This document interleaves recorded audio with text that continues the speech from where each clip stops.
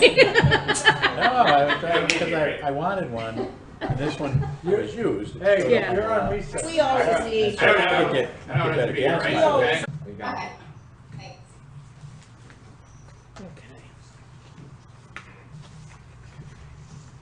Okay. So, was that your recording? Okay. I'm gonna call this meeting to order at 6:33. Let me record. We're recording. Recording in progress. Okay. I'm gonna call this meeting to order at 6:33 p.m. of the Inland Wetland Commission. Please stand for the Pledge of Allegiance. I pledge allegiance to the flag of the United States of America and to the republic for which it stands, one nation, under God, indivisible, with liberty and justice for all. Thank you. I'm going to call attendance to determine a quorum. Marcia Putz. Here. Thank you. Brian Moore. Here. Wendy Ann Fowler. Here. I'll note that Kathleen Donovan is absent. Rui Costa. Here. Rui, I'm going to place you as an alternate voting member for Kathleen. Okay, I'll determine that there is a quorum. All right, we're going to skip around just a little bit tonight. So just to get a couple other things out of the way. We'll go into our regular meeting agenda with item 2, the review and approval of the April 7th, 2021 meeting minutes. Has everyone had an opportunity to review the meeting minutes? And are there any questions on them or anything that needs to be amended or clarified?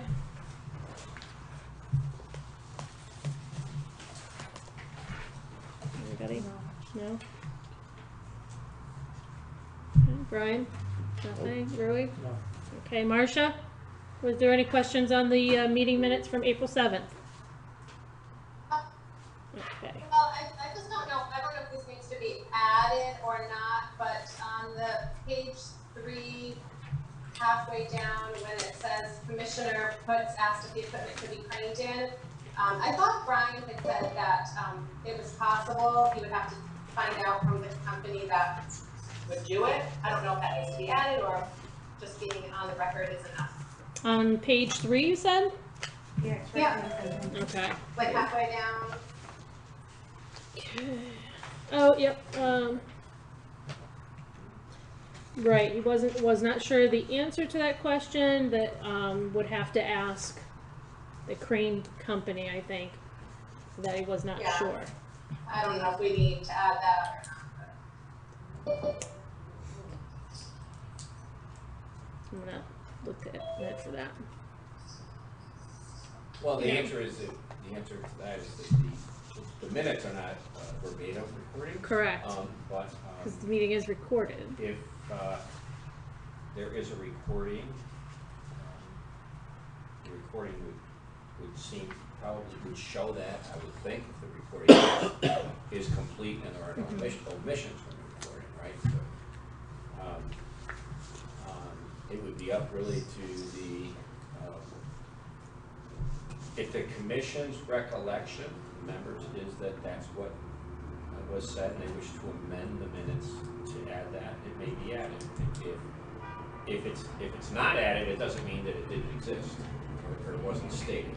Okay, it's part of the record. It's just that it was a question, and Brian didn't know the answer to that question. Is Marcia asking, should he have the answer? No, what she's asking is that correct? He said that he did not know the answer to that, but there's more to the response of being. He would have to ask about that. But I think honestly, as long as we have it in the recording, this kind of a reasonable person would understand that. You have to. He doesn't know, so you'd have to ask somebody. So I think I'm okay with it the way it is. So if you guys are okay, Marcia, if you're okay with it. That's fine, as long as it's in the, we would be referring to the recording as the official, checking on the transcript for what's going Right. on. Correct, because this is just the minutes of it. It's not, yeah, it's not always Okay, verbatim. okay. Okay, all right, very good. So, with that said, I will entertain a motion to approve the April 7th public hearing and regular meeting minutes as written. Do I have a motion? I'll motion it. Do I have a second? Okay, all in favor? Aye.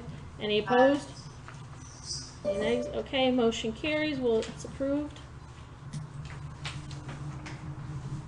Thank you.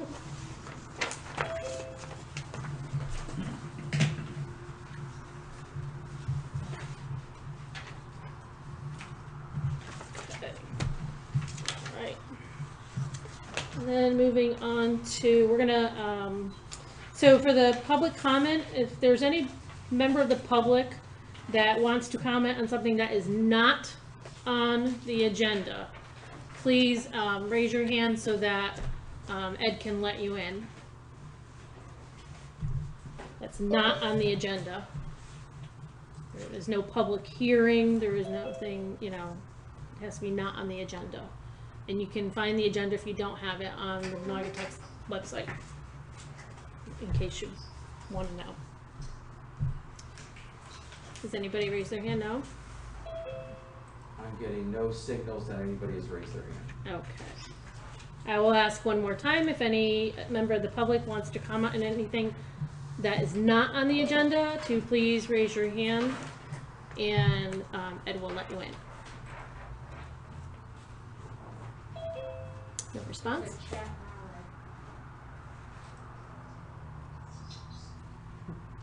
I don't know. Okay. And one final time, is there any member of the public who wishes to comment on something that is not on the agenda? Please raise your hand so that Ed can let you in.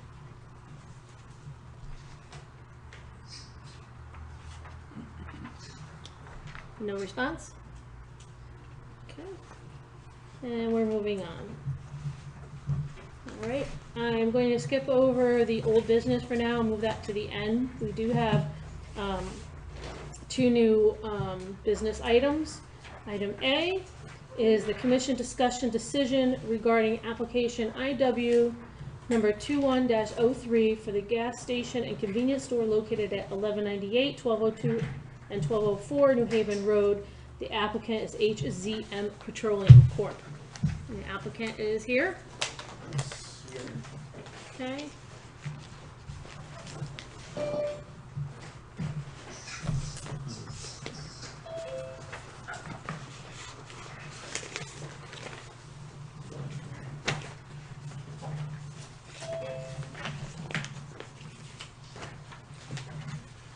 Good evening. Madam, could I proceed? I assume. Yes, please. Good evening, members of the commission. My name is Luke Morrow. I'm a PD in the state of Connecticut, and also a professional traffic operations engineer with Solely Engineering with our offices in Monroe, Connecticut. And we're here tonight representing HZM Petroleum Corporation, as was stated, for a proposed gas station and convenience store development located at 1198 to 1204 New Haven Road in Naugatuck. So a couple presentation boards here for you tonight. I don't know if everybody can see this clearly, but New Haven Road over here going east to west. Probably most familiar with the Planet Fitness site, which is located just to the north and west of our anticipated project. So project itself is surrounded by commercial uses on all sides, and New Haven Road to the south. The site is currently undeveloped, and it's a total of 3 parcels for a total of about 1.7 acres. Based on available information, the site is not located with any FEMA designated floodplain, 100-year flood zone or floodways. And additionally, there are no wetlands or watercourses located on the site itself. This may look familiar to some of you. This was actually approved by the Wetlands Commission on September 9th, 2015. That application was for 6 gas pumps for a total of 12 fueling positions and about 7,500 square feet of convenience store and associated retail. Our development tonight is quite dumbed down from there. We're looking for your approval for 4 gas pumps, so a total of 8 fueling stations and a reduction to about 2,700 or so square feet of retail. So retail is about a third the size, as well as the number of pumps. That said, our proposed development, everybody let me know if you can see this all right. I'll try to walk you through it. So the proposed development itself, located on the north side of New Haven Road over there, consists of, like I said, 4 gas stations for a total of 8 fueling stations with a 2,740 square foot about convenience store with a drive-through facility located in the rear. Site access to the facility will be from a an enter-only driveway located on the east side of the property. There will be 2 exit lanes on the west side of the property, one to take a right and one to take a left onto New Haven. So basically, one-way circulation in and out for safety reasons on New Haven Road. Stormwater management-wise, I should also say this site will be fitted with 30 parking spaces for the proposed use. The site has been designed with a fairly large stormwater management basin located in the back of the site to attenuate peak runoff flows for the existing condition, as the existing condition is pretty much undisturbed vegetated area. So that said, we submitted the stormwater report. It's been reviewed by Wayne. Comments were provided back to us. We do attenuate the flows for the 2 through the 100-year storm events through this stormwater basin in the back here. There's also a number of stormwater quality measures that we're putting into place. We have catch basins with 2-foot sumps. We have a hydrodynamic separator that'll flow through all water through the parking lot itself, will flow through that hydrodynamic separator before it gets into the pond on the north side here. We'll also have positive limiting barriers, which are the little grooves in the concrete around the gas station pad itself for any potential spills in the the gas pumps themselves. There is also what we call 2 little micro pools for stormwater quality in the back, so they'll serve to treat some of the stormwater quality flow before they fill up and overflow into the larger basin itself. The basin itself does have a spillway in the event it fills up and it flows into an existing drainage swale located kind of on the property line of our property and clean roof runoff will discharge directly into the stormwater pond. The development will require an import of about 5,700, we're saying 5,675 cubic yards of material. Basically, we're raising the site up about 3 to 4 feet from New Haven Road to the extent of the pond in the back there. The development will be served by public utilities, all originating from New Haven Road. And there are a number of soil erosion and sediment control measures that we will institute during construction, including silt fences, inlet protection, the proposed catch basins and some of the catch basins along New Haven Road. There will be a temporary sediment trap sized for the Connecticut Stormwater Quality and Erosion Control Manual, sized to fit the area of disturbance on the site. There will also be a stabilized construction entrance for truck traffic entering and exiting during construction. And there's also some permanent riprap stabilization from the stormwater pond as well, and a temporary stockpile area to be used during construction. And with that, I'll open that up to any questions. Again, there are no wetlands, there are no water courses on site. I believe the nearest wetland by estimate built over to it is about 150 feet away to the west, located just off the page here. There's a stream, there's a stormwater pond associated with the fitness development. And this was approved 6 years ago, but we have kind of lessened the scale. I'm going to ask Marcia to unmute if she has any questions. I don't have any questions. Thank you.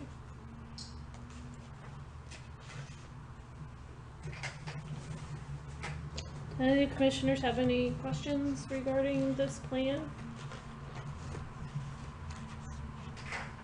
I don't think any of us, I don't remember ever walking the site for this. I don't think so. I don't believe, they did not do a site walk for this. We didn't. It was just, voted as non-significant, back on, in August 2015. It's on that, right? And this is, you were there, Okay. you and Marcia, I believe. Okay. And this is significantly smaller. So is the parking space, you said 30 parking spaces, and that includes the pumps, right? That does not include pumps. With the pumps, it'd be 30. What was it originally? Do you know the original number of parking spaces? If you give me 1 second, I Sure. believe you have I'm sorry, the 30 does include a few of the positions. Okay. I was gonna say, I counted on your map in it. I do not have a copy of it previously.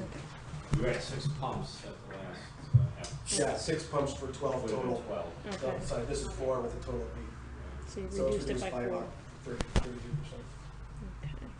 And it went from 7,500 square foot building to a 2,000 square foot building? 2,800, 2,750. So is the building shifted, has it shifted more away from where the wetlands was? Yes, it's further to the south. So the previous limits of development were a couple hundred feet to the north, 100 feet to the north, call it. So Okay. we're further away from the wetlands over here, and then there were some wetlands, I believe, uphill Uphill, on okay. on the Planet Fitness parcel. I used to work at Lion. Okay. So So I remember really say. doing the Planet Fitness, and that's like right on the corner of where the wetlands Yeah, are, there was so. the stream right along the side. Yes, We have yes. a full parking lot, and then a detention pond and the streams. Mhm. So, And the failure rating is how much? 5,700. 56, yeah, about 5,675 cubic yards. So that's about a 40% decrease from the original application. Yeah, so the pond itself is, generally the bottom of pond elevation is gonna maintain existing elevation. Like, we're just berming it up so we can provide storage volume for it. The majority of the fill is gonna get, obviously, green fill, just in the area where the gas station and the convenience store are located. Okay, Big areas. thank you. Yep. And I see that Wayne has a report here. Wayne, would you like to go over this for us? Let's see, actually, I don't have a copy. Get a copy for him, if not, you can. You're welcome.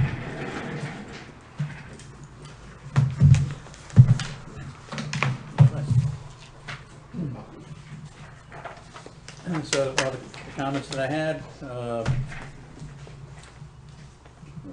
I started with number 2, I guess I missed number 1. Exciting. Zipped right over that. The plans are to conform to the 2004 Connecticut Stormwater Quality Manual as amended. Add the note to the plans indicating conformance. So the plans, are well engineered, and that's really just a housekeeping note. I know that they conform, but we like to have the note on the plans that indicate conformance. They have done the stormwater detention and conveyance structure design to control the post-development peak discharge rates from the 2, 10, 25, 50, and 100-year storms to the corresponding pre-development peak discharge rates. So stormwater conveyance systems on the plans are adequately sized for a 25-year storm event. And one of the considerations of this commission is, the site is located near an aquifer protection zone. Proper precautions are required, as with any site, to prevent pollution from entering the soil or groundwater. With the gas station, there is a potential for fuel spills, contaminants, or other pollutants to migrate into the stormwater system. Stormwater quality measures shall be incorporated in the plans by the addition of hydrodynamic stormwater separators, hoods in the catch basins, or other devices to sequester pollutants. Number 6, and these are really, again, housekeeping things that they've already put on the plans. I like to call them out. Number 6 is denote countermeasures to handle potential spills of fuel and other hazardous material on the plans. Number 7, areas of underground stormwater storage shall have unsuitable fill material removed and backfilled with free draining or select fill material. Number 8, schedule maintenance for the proposed stormwater drainage structures shall be included in the project narrative. And then number 9, the soil erosion and sediment control plan certification shall be added to the plan per section 32.4 and 36.3 of the Naugatuck zoning regulations. Add cut and fill calculations to plans. Number 11, add proposed type of building construction to plans. And number 12, add the first 4 elevations to the plan. So, I don't know, had you given us a new set? We haven't submitted yet, but if you want, I can address some of these. Okay. In regards to, we talked to conformers with the quality manual, we talked about, reducing peak runoff rates and the conveyance system. One of Wayne's comments about proper precautions from pollution, and we speak specifically in regards to this being a fueling facility. So as I've been told, there are 2 underground storage tanks. They're both double wall fiberglass tanks with an interstitial monitoring system. So if there's any breach from the interior or the exterior of one of those tanks, there's an alarm that goes off and notifies everybody. So anyone on site will know right away. They can stop pumping. Positive limiting barrier with grooves, little grooves within the concrete pad underneath the canopy, just in case someone happens to spill some gas within there. It'll be captured and can be cleaned up before, in theory, before it gets to the stormwater conveyance system itself. We're going to add the hoods to the catch basins as you had requested. We do have a hydrodynamic separator on the site. I've also told, I believe there's an emergency cutoff switch, I believe, for the fuel pumps in the case that there's a spill. There'll be a spill kit on site. There will be somebody trained in spill prevention and cleanup in the off chance that something like that does happen. And there's also will be a spill prevention plan, as would be required for any type of fuel facility. Okay. If there was a spill to occur, it would be cleaned up in accordance with any applicable, local or state regulations. Now, you talked about the tanks underneath. If those were breached, is the shut off an automatic shut off or a manual shut off? I believe it's an automatic shut off. I believe. I don't know if the client is on and can specifically speak to that, but I do believe it. I believe it's an automatic shut off. Okay.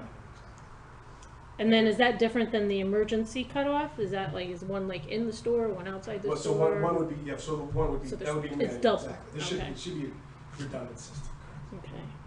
How often is that tested? I do not have an answer to that. I would assume there's routine testing requirements for the state Connecticut type guidelines, but I don't know exactly. Are those on the plans? Do you know? I was just gonna say, those notes could be added, Yeah. and you could request that those be added to the plans. The details of that, both the emergency shut-off switch and the emergency shut-off, which you provide in-house, and the automatic, If you're free to fit it to that. Yeah. in a pit, right? Sure, yes, correct. Right. Yeah, and we can, and if there was we would oppose to any type of, yearly testing or something to that effect. My memory is that was the standard in the Cumberland Farms when we did that. Right. And the penny that was And the penny planned. that was approved was not built, Correct. right? Yes. I don't no. With the honey penny is there. It was something else. It wasn't. It ended up not being honey penny. And one of the things in regard to that one, if I remember correctly, on Henny Penny was, there was a monitoring system that went back to the corporate office. Correct. I don't know if you have that. So as far as tenant-wise goes, we're not sure who the tenant is at this point. Oh. It may very well be, but we just don't have that information.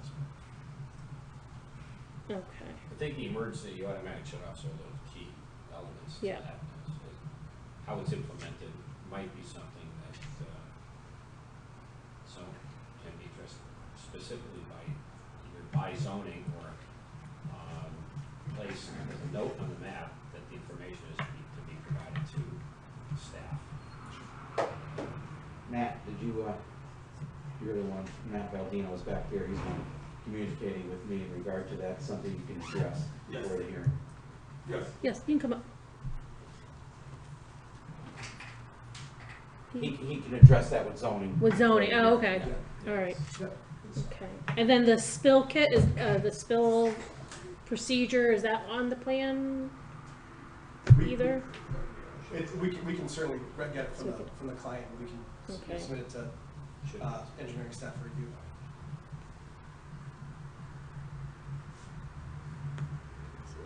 Okay.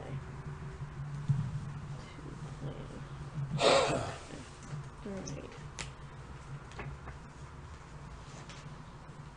Any commissioners have any questions? The only comment I have is maybe we start with number one. Number one, number two? Is that directed at Wayne? Not really. Wayne's secretary? AKA Wayne? I guess I should say all the rest, you will be receiving updated plans addressing everything. Okay. But I believe we probably have addressed them, haven't submitted them yet, but we will certainly address all those. Okay. 50 years from now, they might say. "Well, They might, that was you number never one." know, it won't be in the minutes, so, you know. Okay. So what does the commission, are you considering this, that this would be a significant activity? I mean, I know it's been scaled down from what it was originally. I know that the majority of you were not on the commission back in 2015. I don't remember it either, so. And I know where the wetlands are, they're like right on the corner of where the new Planet Fitness is, like behind that, so. But my concern with any gas station, or any kind of fuel station or anything, is always spillage, because, you know, it gets into the ground, it goes, no matter how careful you may be. That's always my concern with that, no matter what precautions are taken, so. We need to determine if it's considered a significant activity, and if it would,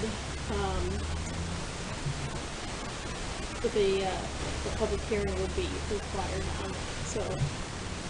So I need to know what your guys' thoughts are on whether it is or is not, it is or is not a significant activity, based on the information that we have, and what we've had. Go back in August of 2015.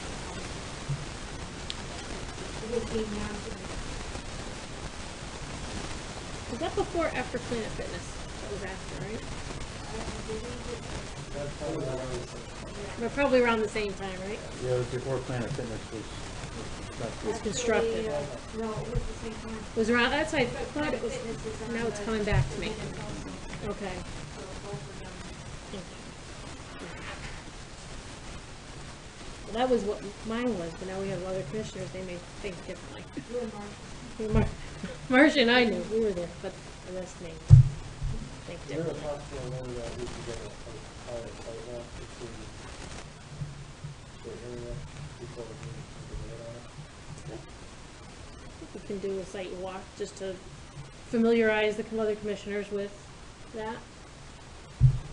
Yeah, okay, we can do that, we can certainly set a site walk, for that, and then determine at the next meeting if it's significant or not. We can do that? Okay. Alright. Do that. Alright, so let's set a date. And I got another question. Yep. The maintenance, is that gonna be done yearly or?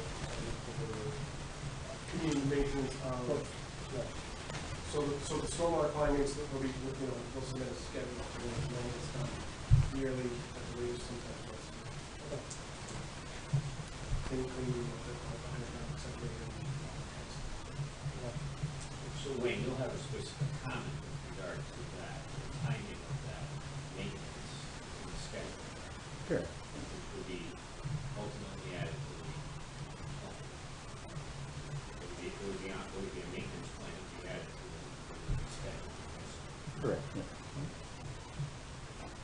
Okay.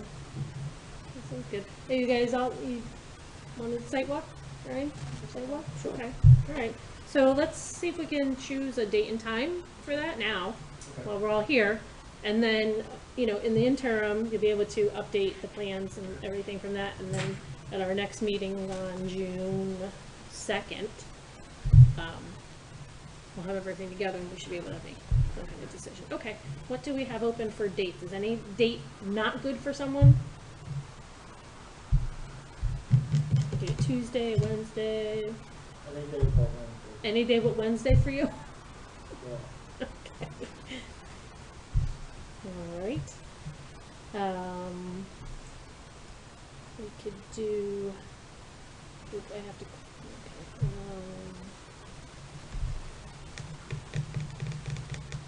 Could do is the 11th, is that too soon for you guys? Is that all right, the 11th, that's a Tuesday?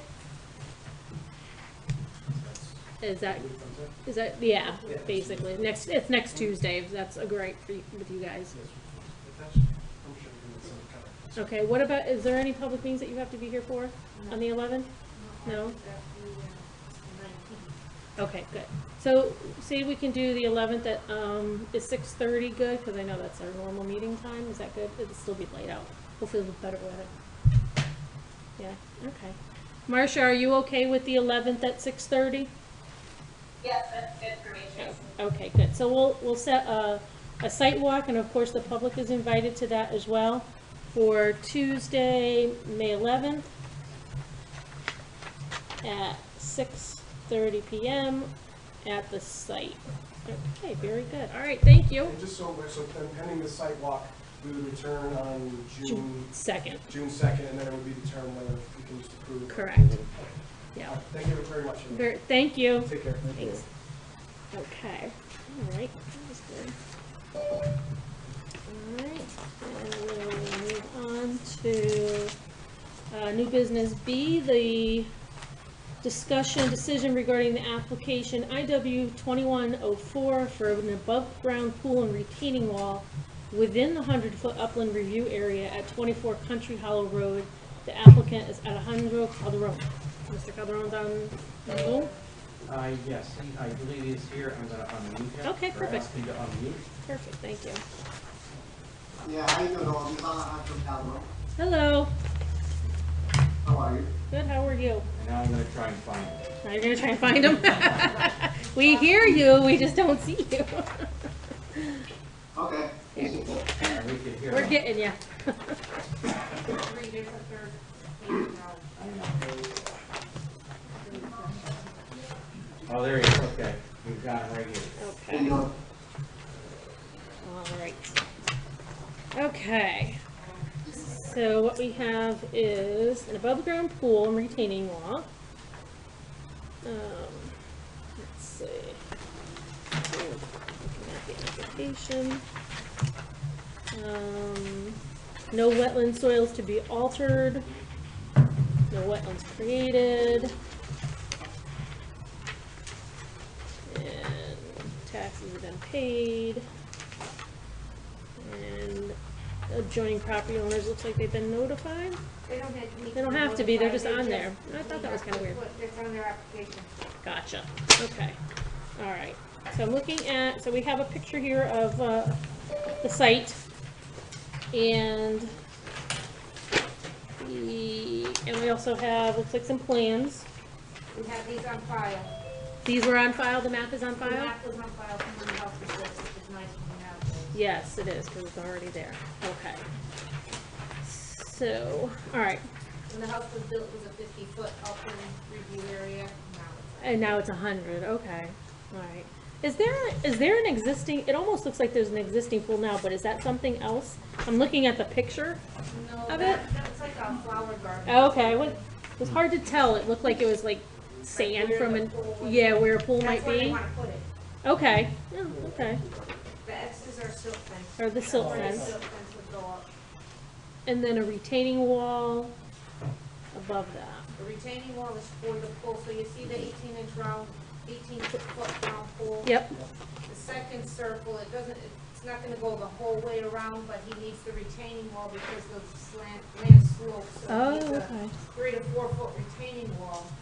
So it's kind of like built in, kind of? Well, yeah, Sort of, in a well, way? that's Yeah, that's it's kind of like that, but it'll all be above ground, won't be built into the ground Right. like the other, because he's putting the But it'll retaining slope wall to around. make it flat. Oh, okay, I see. That's correct. I think I see, okay. Hard to tell without like a side elevation on Yeah. this. And depending on the size of his retaining wall, if it's 3 feet, if it's over 4 feet, he's gotta go building and have an engineer walk on it. Okay, So, but that's all a different permit. We're okay, just careful Yeah, about it. hoping we'll send it to you. yeah, okay.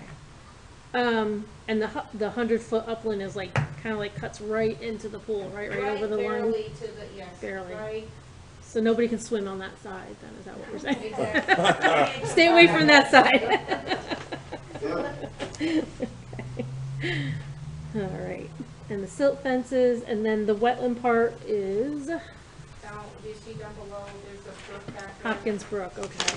It's hard to tell on this map, but it's off his property, you can see by this. Does it go down?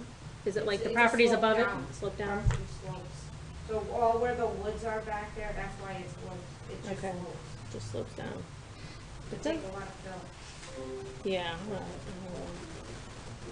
No, it's off of the Applewood, Oh, okay. Okay. Oh, so it's not far from me then. even though it's just down the street. Okay. Okay. Well, I mean, at least the woods are there, so it kind of acts as kind of a filter in a way, right?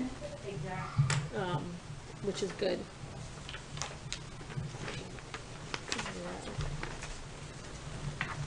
Anybody have any questions? I mean, I'm Yeah, no, okay. The only thing I do have a question is how is, is it a saltwater filter, chlorine filter? Is it, what are you planning for that? no, it's gonna be an above ground filter. Okay. It's gonna be, most likely on top of the wall. Cause I'm trying to get an 18-foot pool and build a wall about 23, 3 feet, you know, in between the pool, so I have some room to put, you know, the filter. It's gonna be a filter, well, I'm getting the pool from Namco, so I don't know if you guys are familiar with that, pool place.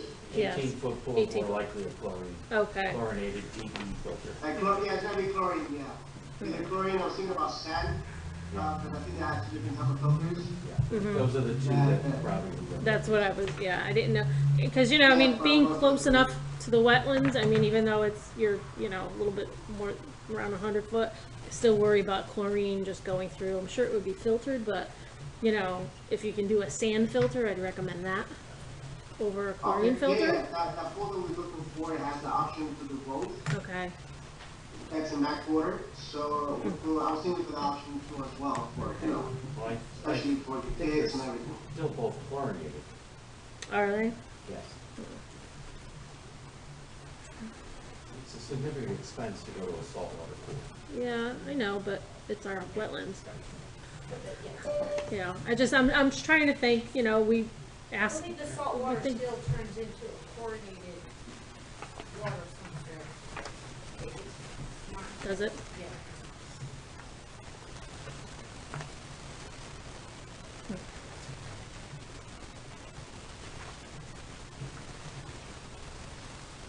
Yeah, I'm not trying to make it difficult for anybody. Just, I mean, this has come up with other, you know, when other people come before us with pools, you know, especially if they're close to the wetland, we don't want any damage to the wetland. If there's an overflow or, you know, a breach or anything like that. Especially when you're above it and it flows down, so. Commissioners, do you have any questions or comments?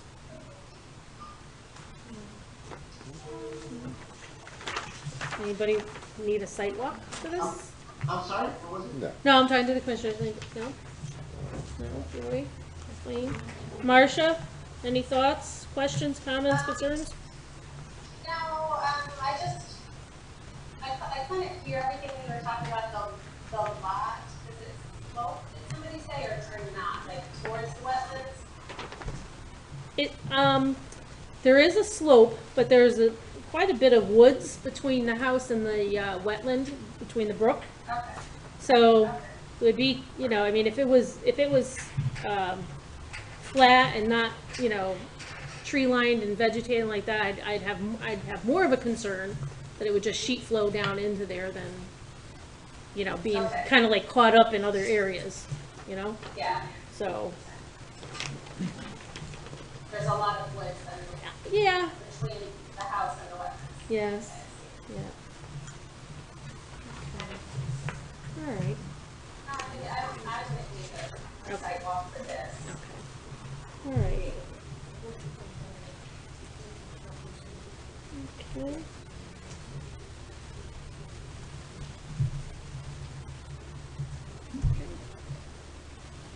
Anybody else have any questions? So does anybody think that this is or is not a significant activity? I mean, I don't, it's a swimming pool. Yeah. I don't think it is, Tracy. I don't think, I wouldn't feel that way it is either, so. So I'll entertain a motion, that application IW 2104 is not a significant activity. So moved. Okay, is there a second? I'll second Okay, all in favor?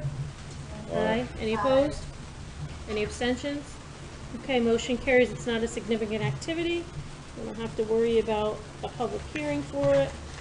So we will move on to that. Thank you so much.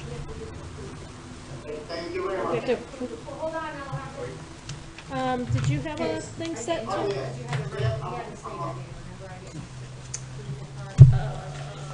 Oh, okay. Is there a motion to approve the permit, the application IW 2104?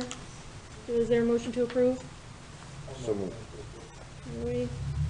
And is there a second? I'll second. Ryan? All in favor? Aye. Any opposed? Abstentions? Okay. Okay, motion to approve carries. Thank you. Alejandro, call my office tomorrow and we'll explain what's next. Might have hung You up. got it, Lauren. Thank you very much. Thank you. Okay. Have a good Thank you. You as well. Okay, and I just want to move to our administrative business here as well. And that is for the church.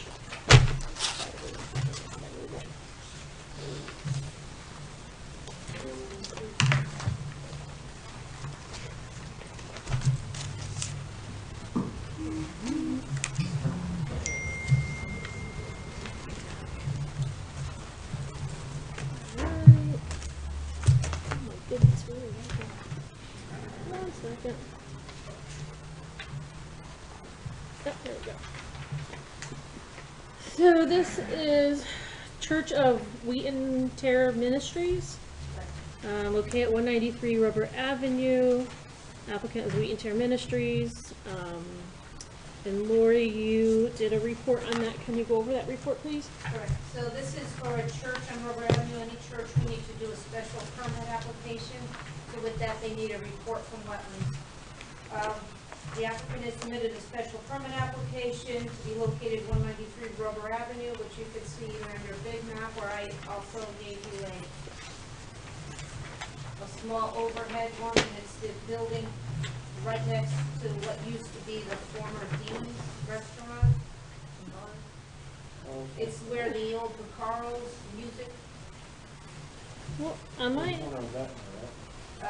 up one. Which one are you looking at? Okay. this one. If you look at this one, it's easier to see. It's the second building over from Etna. Second building over from, yeah, my map has Oh, okay. It has an X's on it? with an H. X with an H. Oh, that's what it is? Yeah, so that's it. Okay. It used to be Picaro's. So it's, they're applying for a change of use from commercial to a church. The activity requires a report from Wetlands. The site is approximately 0.0 acres. There's no wetlands or water courses within 193 feet or so of the property, plus or minus. As you can see on the map, it's all the way across the street, across where our old recycling center used to be and in the back.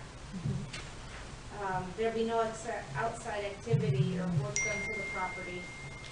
The proposed activities are not located in the wetland or water course or within a 100-foot upland review area, and the proposed activities will not likely cause any impact on the wetlands, so I recommended this be a report.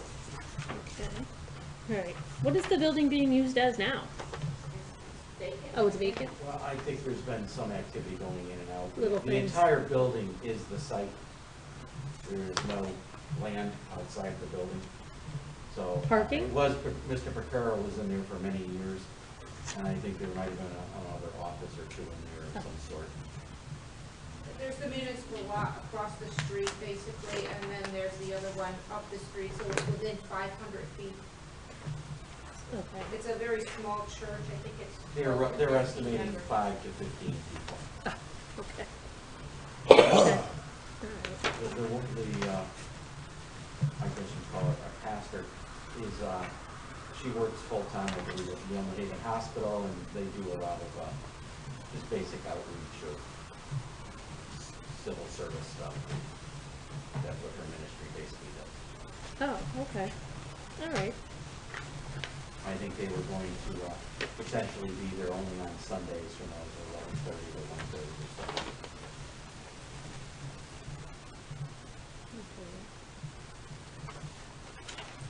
So it's just like one big open space in there? The fire department and building inspector previously had approved some work they did inside the building before anything came to us. So I think it is broken up a bit inside. But they didn't do anything major, construction-wise or anything like that.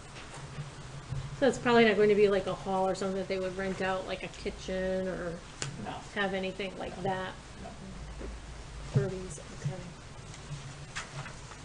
Yeah, I don't believe there's any wall space. Wall space, I was thinking there's the parking, so. You know, some rent out for the kitchen and whatever events and things like I don't even know that. if there's a major kitchen in there. Yeah. It doesn't look like there's much in here at all. Very few windows. Yeah. Okay. Commissioners have any questions regarding, this? No?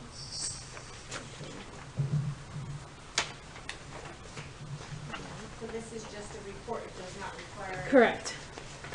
Correct. Okay. Very good. Thank you. All right. Here.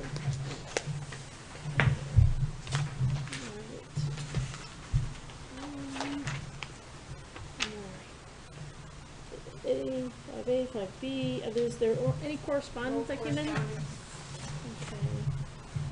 And is there any, WEO report? Nothing, okay.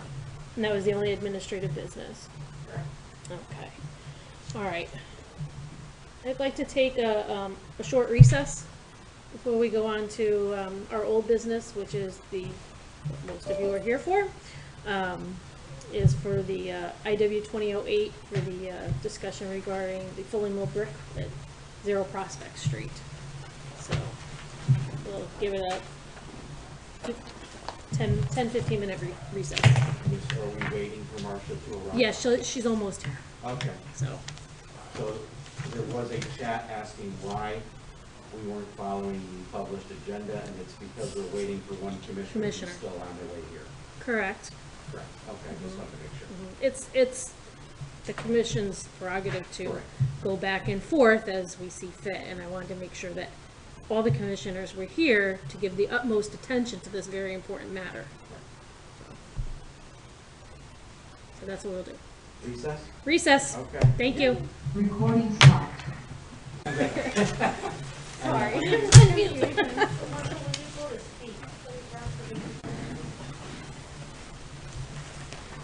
All right. Okay. Call this meeting, we're gonna back from recess at 7:40 p.m. We have one here. Pardon? Okay. We're good? Oh. You recorded? Yeah, I'm Okay, recording. very good. All right, You're unmuted and great. Thank you, everybody, for giving us that time to regroup and allow Marcia to fly here to be here, so. Thank you for allowing the recess. Tracy. You're welcome. All right, and it just to, for the commissioners, if, when you speak, just pull your mask down. I'm sorry, I don't have one speaking. just so that it's easier for everybody to hear. It won't be muffled and everybody will be able to understand, okay? All right, so we're gonna go back into our regular meeting agenda, item 4A, which is old business, which is the commission discussion decision regarding application IW 20-08 for a bridge culvert crossing Fulling Mill Brook with associated grading, construction of building, parking, and roadway within a 100-foot upland review area for commercial development at 0 Prospect Street. The account is number 070-3100, and the applicant is Madgi Babawi and Anzi Tawadros. So, okay. Now, we know the public hearing is closed. We've heard from a lot of the public several times, and we thank them very much for participating. You know, it's good to hear what everybody's thoughts are on that. I want to open this up to discussion with the commissioners on that. Last time we met, I asked everybody to please look at our regulations, the plans, all the information that we have, so that we can come to a decision on this application. Because, as we all know, there's been a lot of discussion on it, mostly against, some for, but we have to do what's right for the town, what's right for our wetlands. So that's what our charge is. We have to leave our personal feelings out of it. So I would like to open that up. Now, I did go through the regulations and look for that, and I cited, what was cited from many of the public comments was in section 10, which is the considerations for decisions. Specifically, section 10.2, the standards and criteria for this decision. And I'm just going to read a little bit of this, that what it states in section 10.2, standards and criteria for decision is the commission shall consider all relevant facts and circumstances in making its decision on any application for a permit in keeping with the purposes of policies of CGS sections, that's Connecticut General Statutes 22A-36 through 22A-45 as amended, including but not limited to the following. And then it goes into the subsections of that. Part of the subsections that I notated in my review was 10.2.1, 10.2.7, and 10.2.8. 10.2.2, 10.2.4. Those are the ones that kind of really stood out to me regarding this application and the information that we have. So we have that. I also looked through what we have in our land use records regarding the plan of conservation and development for the borough of Naugatuck. In that, it has to be done every 10 years, right? Every 10 years. This is done in 2013, so we're coming up on it, so it's still valid. And part of this plan of conservation and development, on page 28 of that, under land use, it has developable land and development constraints for that. And I just want to read an excerpt from this, that's on page 26. And it states, it's towards the bottom, the natural resource constraints to development are those sensitive areas such as very steep slopes and wetlands that are not only unsuitable for development, but in addition to current preserved open spaces, should be preserved and protected from any development encroachment. Okay. A lot of experts weighed in on this study. It wasn't just a lot of experts weighed in on this study. It wasn't just any layman just coming in and putting this together. I see there's things from deep in here, and other items to that. But that stood out to me, that it's a very steep slope. We know that this parcel here has very steep slopes. We see that from the plan. The map in this POCD is color-coded, where we have wetland soils, 100-year floodplain, and steep slopes. The impacted area has all three of those there. So we know it's got wetland soils, obviously. We know it's got steep slopes. And we can presume that there's a floodplain because we all know that the Flowing Mill Brook floods all the time. So that's the area that we're looking at, okay? So I'd like to open this up to discussion for the commissioners as to what their thoughts are on this based on the information that we have received, the plans, the feedback, the reviews from the experts, concerns of citizens, of course, and based on our knowledge from doing this for quite so long. So, Marcia, can I open up with you? Sure. Thanks, Tracy. Mm-hmm. Yeah, I've brought up the plan of conservation and development before at different meetings. I know it's not in our regulations, but I think it just adds to what we've already heard from, I guess, 3 different experts when they've looked at the site, that it is a very sensitive area. So I definitely want to keep that in mind when making any decisions. And I guess the town thought it was sensitive enough to designate it as not developable on this plan. So that being said, though, I'm also still pretty concerned with the fact that we haven't been able to really get a good analysis of the soils without, having a machine brought in. It might be possible to bring the machine in from what we heard at the last meeting. So I think that is something that I would like to see done before approving something so sensitive, in my opinion. Also, I was looking back at minutes, I think from September, where we asked for an analysis of the wildlife and effects on it. And I haven't seen, maybe some of the other commissioners maybe have read the report. I know in the report it talks about the wildlife on the site, but I don't really see like how development would affect it. And maybe somebody on staff has seen that, and I just haven't found it in here. This was on, let's see, the report from GR Engineering on January 15th. So I don't know if anybody else has seen that in particular, because I'd really like to know how they might be affected. 1/15/21. Yeah, I think so. Okay. Yeah, Well, January 15th, 2021. We've been doing this for a while, so I didn't. I know. I just wanted to make sure I had the No, right yeah. year. So those are kind of 2 things that I've been thinking a lot about, really since the last meeting and beyond. Right. I know we discussed about the machinery that's needed to test the soils, and that was one of the reasons that the applicant had for installing the bridge, the open culvert bridge. And we did ask about craning over maybe the machine. It's not a huge machine. It's not like it's a flatbed that you have to go over there. And Brian Plord had said that he wasn't sure. He would have to ask. I think, given the area, if we can get a machine over there, crane it over there, we don't need to build the bridge to do that.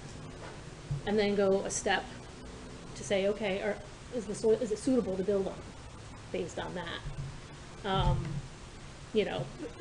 That's even if it gets that far. Like I said, the reports that we have, are saying that it's not buildable land.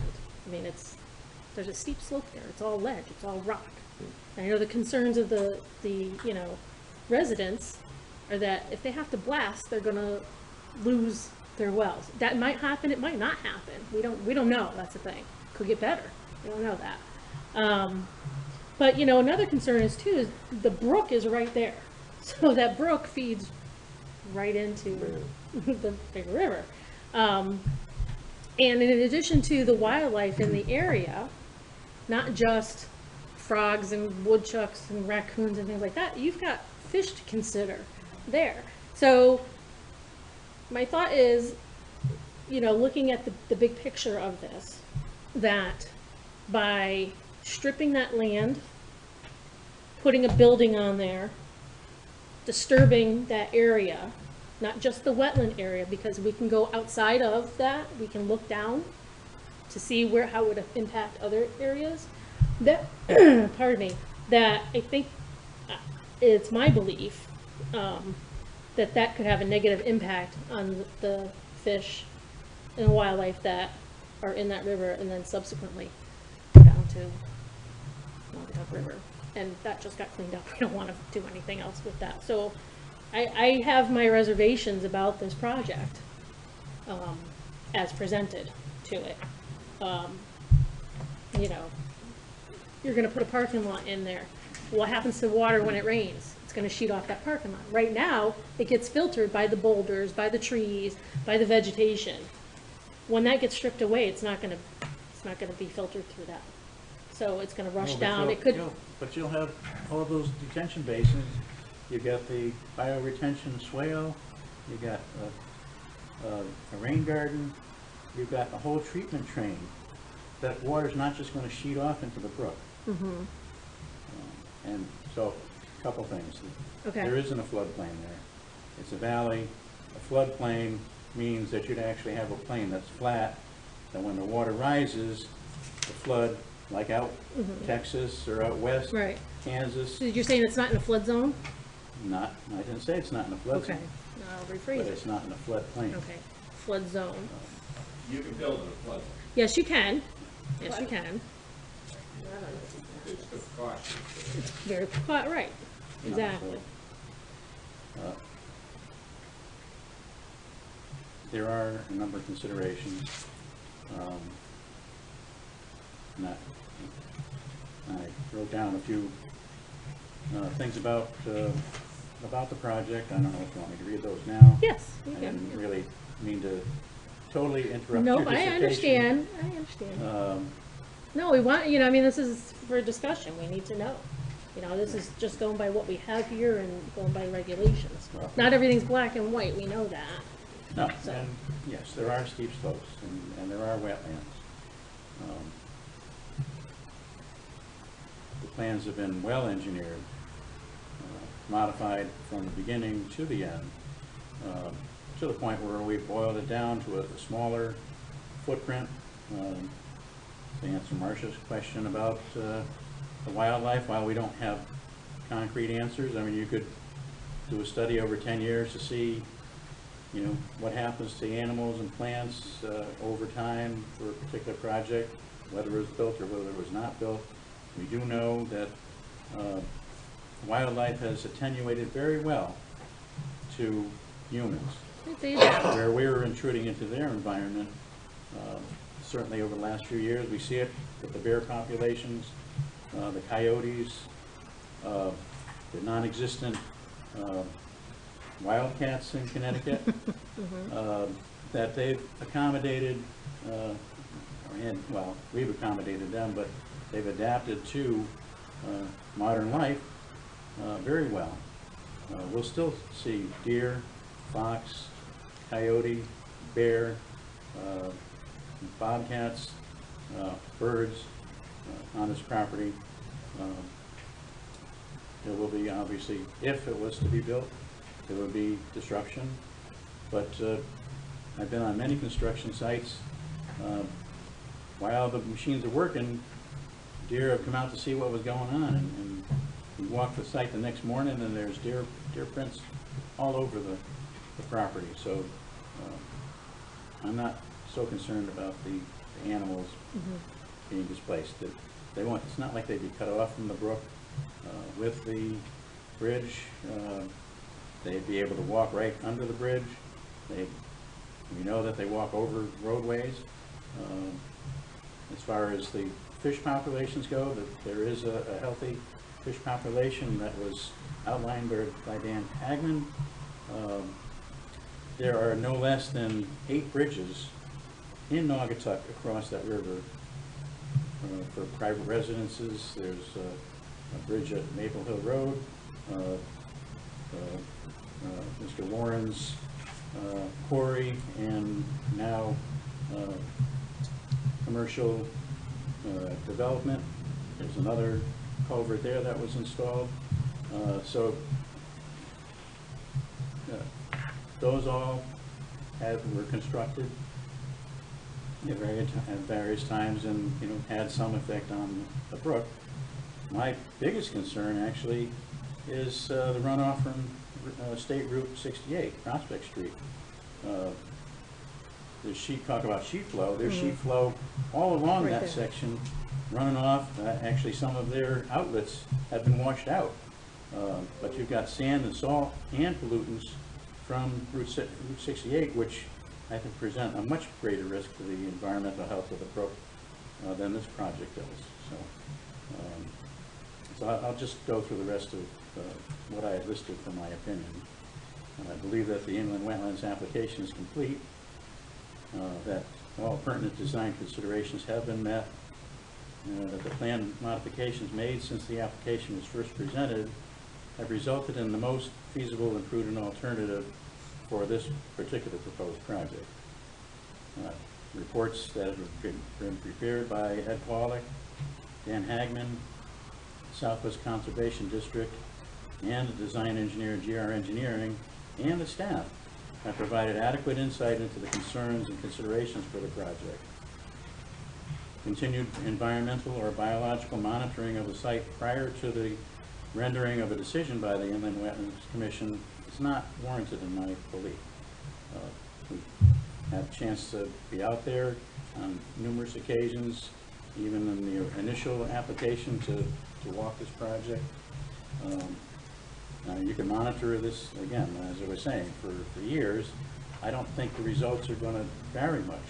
As far as the soils, we have the web soil survey from the NRCS. Now, while, and I had indicated to Marcia that while we haven't dug test pits on the property, we don't know exactly where the water level is or exactly where the ledge might be. Surface rock is not necessarily an indicator of ledge. Mm-hmm. If you look at across the street to those businesses there, and actually down that whole valley, largely it's sand. There may be ledge here. I'm not saying that there's not.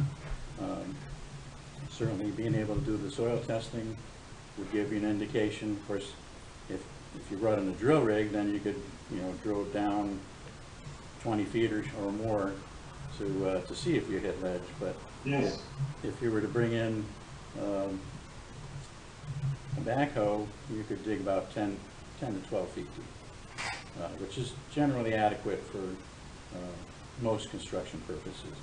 Obviously, this project you would be cutting into the hill, so if you really, here again, to me that's more an engineering concern of the contractor who would build this as to how much ledge rock they would have to remove. There is the concern of the wells up top, but looking through the literature that I could find on it is, here again, for the most part, the wells are located in front of, on the Costco Lane side of the houses. So it's at least 200 feet from the closest excavation to their rear property line. So you're more than 200 feet at least. I truly believe that the possible effect on the wells is negligible at best. And I'm not trying to dismiss that concern about the residents. It's, there again, I've been borough engineer for 12 years, assistant engineer for a year before that. I hear about our residents' concerns every day about drainage, about whatever problems they might have with their houses. Wells up in Crestwood Drive, we've had some wells go dry up there. Connecticut Water is, we have a project with Connecticut Water to remedy that situation. So residents' concerns are number one, but it is not, in my opinion, it's not a high concern, and that would also be addressed by the zoning commission. We would require blasting surveys before the project was to take place. I've outlined in my comments that there should be adequate provisions in any comments that the developer would be responsible for remedying any problems to the wells.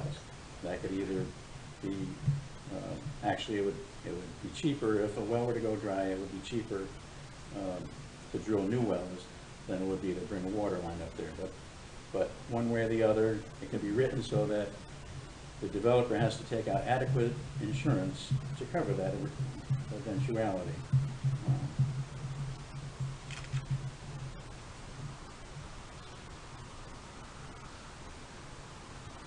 So, another comment I had here is the adverse effects to the environment, which I kind of outlined already, including Fooling Mill Brook and the Naugatuck River, are expected to be minimal with proper construction techniques, properly maintained erosion and sediment controls, and proper site monitoring.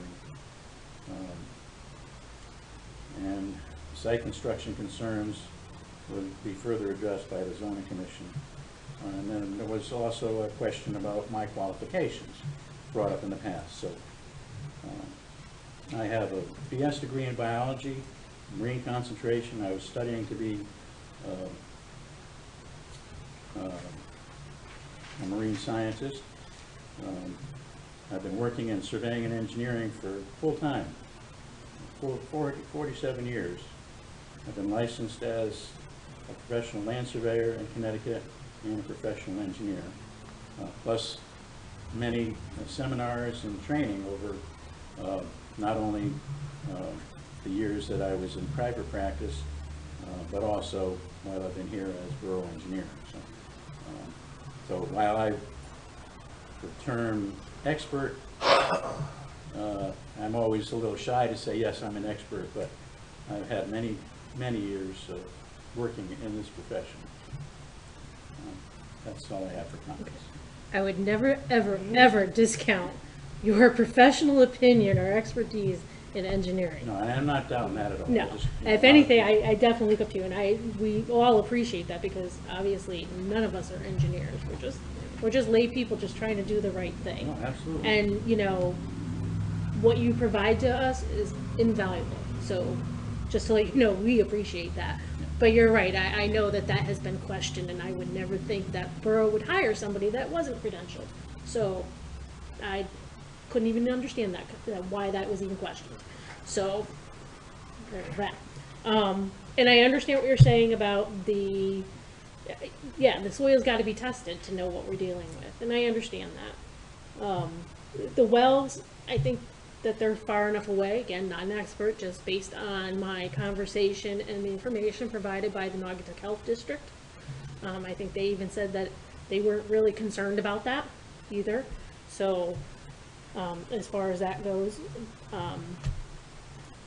you know, yes, there's 8 bridges there, but where do we stop? Do we put a bridge every 10 feet? I mean, you know, And Tracy, how many do we need? if I could say, I don't necessarily think, I think that Brian Ford has really, you know, Done a great job. done a good job with trying to find the best plan, and I think the bridge is not, I would say I don't have an issue with the bridge, because I feel like the impact is very minimal. I just have a problem with the unknown of this very steep slope. You know, I just have a problem with the very steep slope and building on it, and I know, you know, our best guess is that everything should be fine, but I just think a soil test would maybe tell us definitively, are we doing the right thing? And I don't know, I mean, I understand, you know, Wayne's years of experience and appreciate him, and I think he's probably right, but I feel as a commission, I don't know if I can go by, you know, something's probably going to be okay.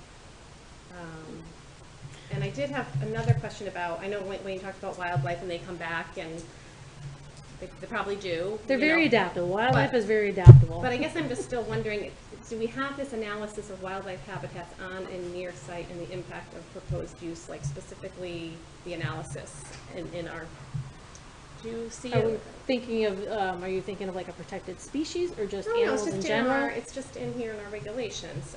What You know, we section? asked in September for an analysis of wildlife habitats on and near site and impact of proposed use. Okay, I think Lori's looking for that. Now I see, I think it's on page 2 maybe, Lori, of this report that I mentioned, GR Engineering dated January 15th.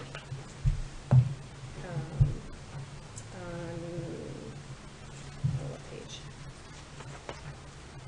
3, and do you have that? No, I probably do in the bag of I just stuff kind of want to look at that and make sure that, you know, we have that information. Wetlands because I just- functioning values. Yeah, so like here, wildlife. Yes, wildlife, okay. Would you like the borough attorney to comment? Yes, please. Oh, sure, you can, if he knows, you know what I'm talking about, Ned? I do, so, there's been significant interpretation and litigation surrounding how wildlife is, how an activity affects wildlife, and whether the impact on wildlife may even be considered by the commission.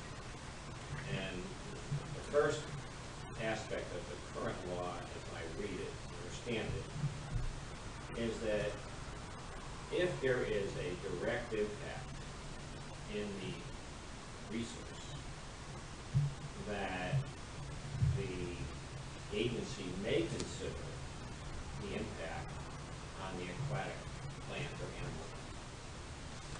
A direct impact. What does that mean? I would believe, and I believe activity directly in waters. My view, the prior application, one of the prior applications that I viewed, and I honestly can't remember which one it was, but at least the one prior to the span, which does not have a direct impact in the wetlands. Because it's an open culvert, right? Open. There is no consideration for that is legally justifiable. However, so having said that, that's the first part. If you're going to consider the impact of wildlife as a result of activity outside of the impacted area or area which wetland area, you first have to find that the activity itself is likely, and by the way, not may, and I'll get into that, is likely to impact or affect the physical characteristics of the wetlands or the waters. Now, when someone says, and I'll quote from one of the reports, that I'm going to talk about may versus. Which report are you in, Ned? I'm going to reference the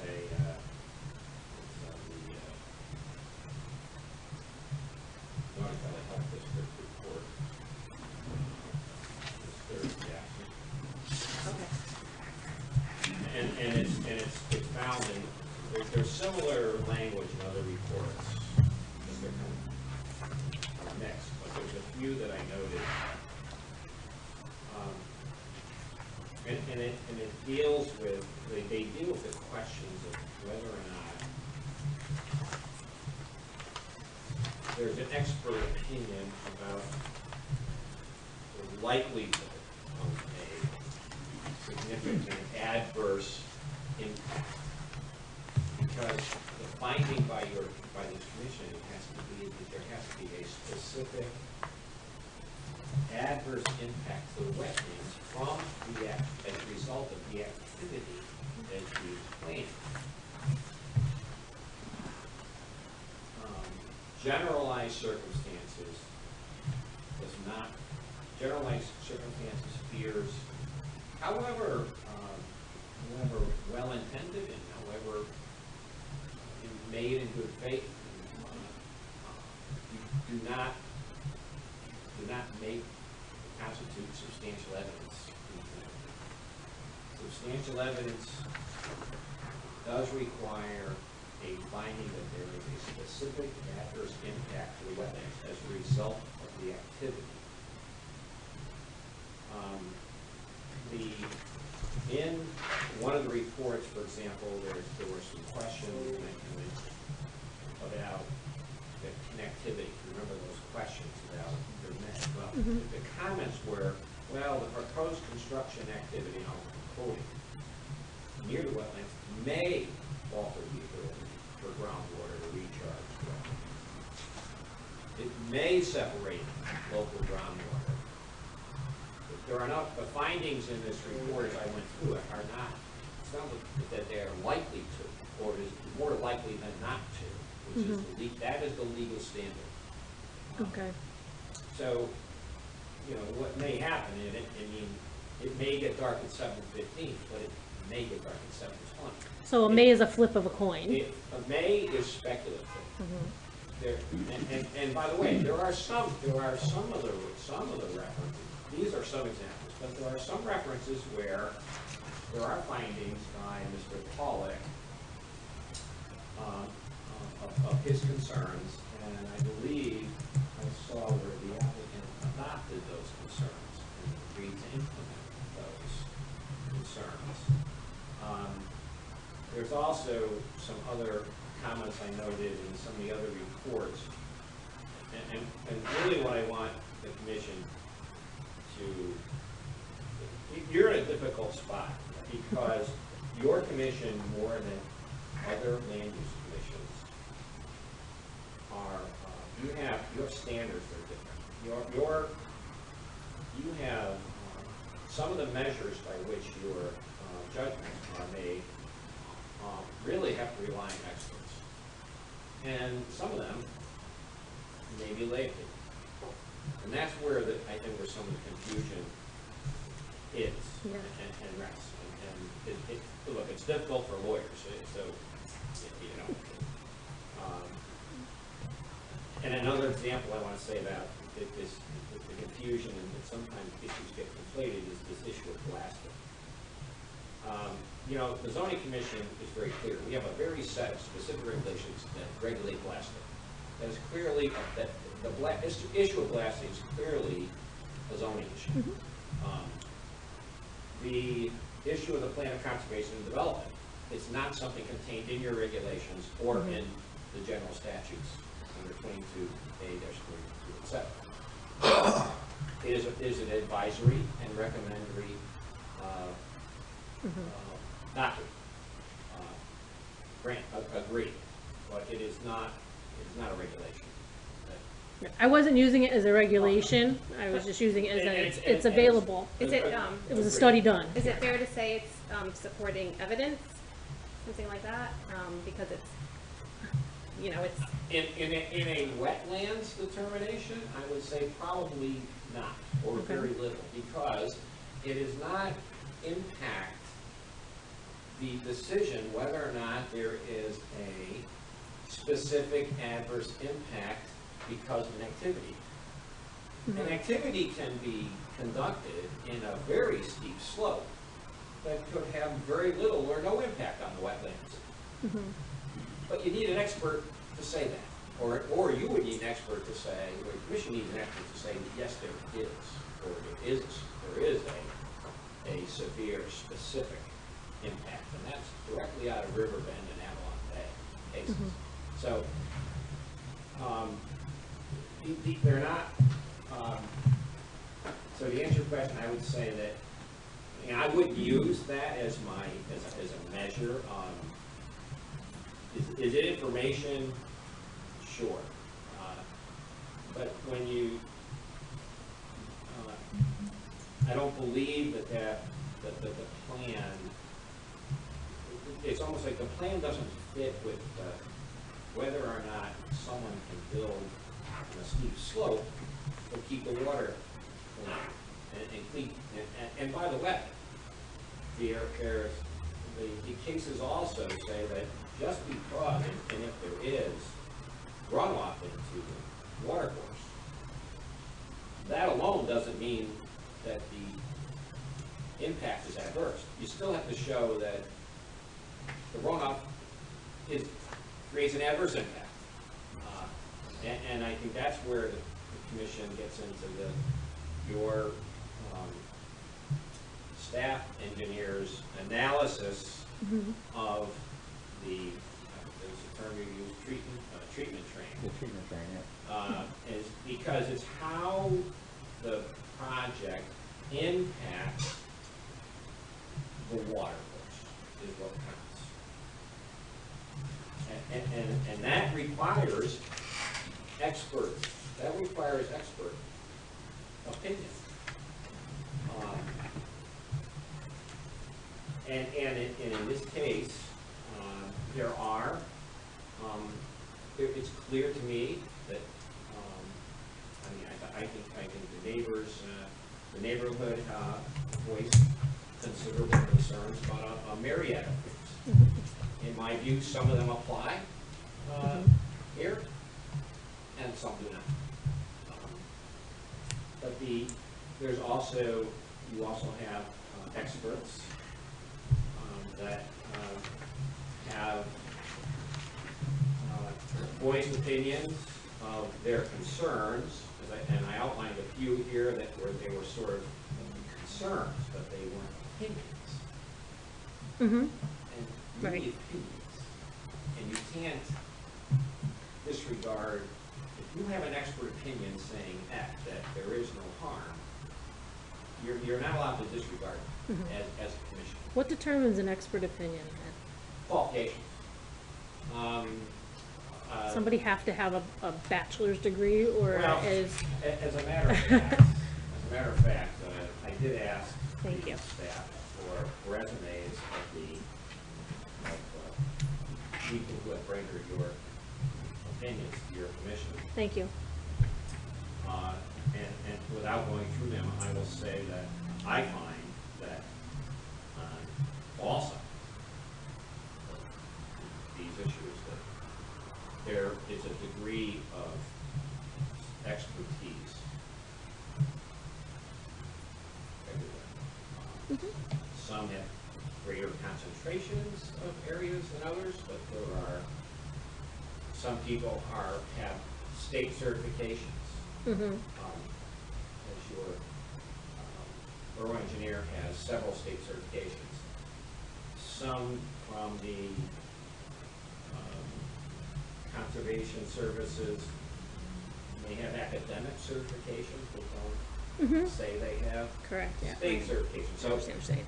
but in my view, do they carry some expertise? I would say yes. I would say they do.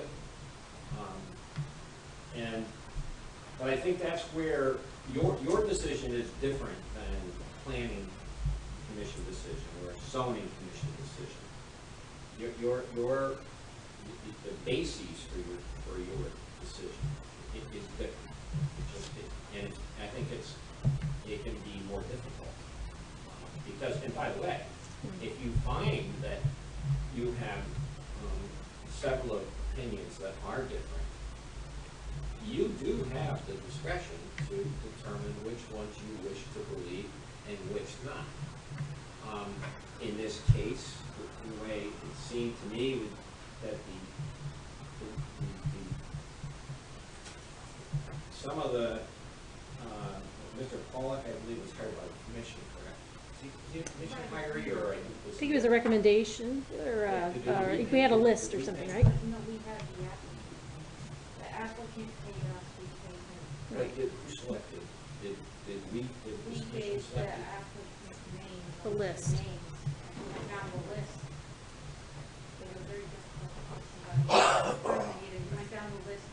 The applicant paid us, because that was one of the terms that Correct. the expert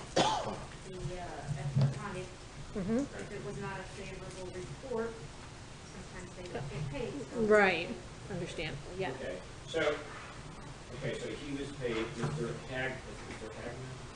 Madden was, the soil Soil scientist that the scientist, right. applicant used. And I read the New Haven Valley Health District and the Southwest Conservation District. And we have the Right, report as well. And I find, by the way, that they have, they offer, I would say, information and expertise and information that I would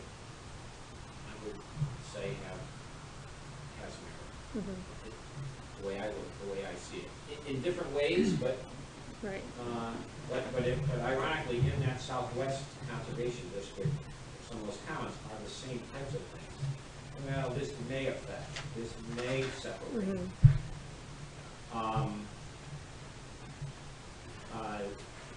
And then I saw a report from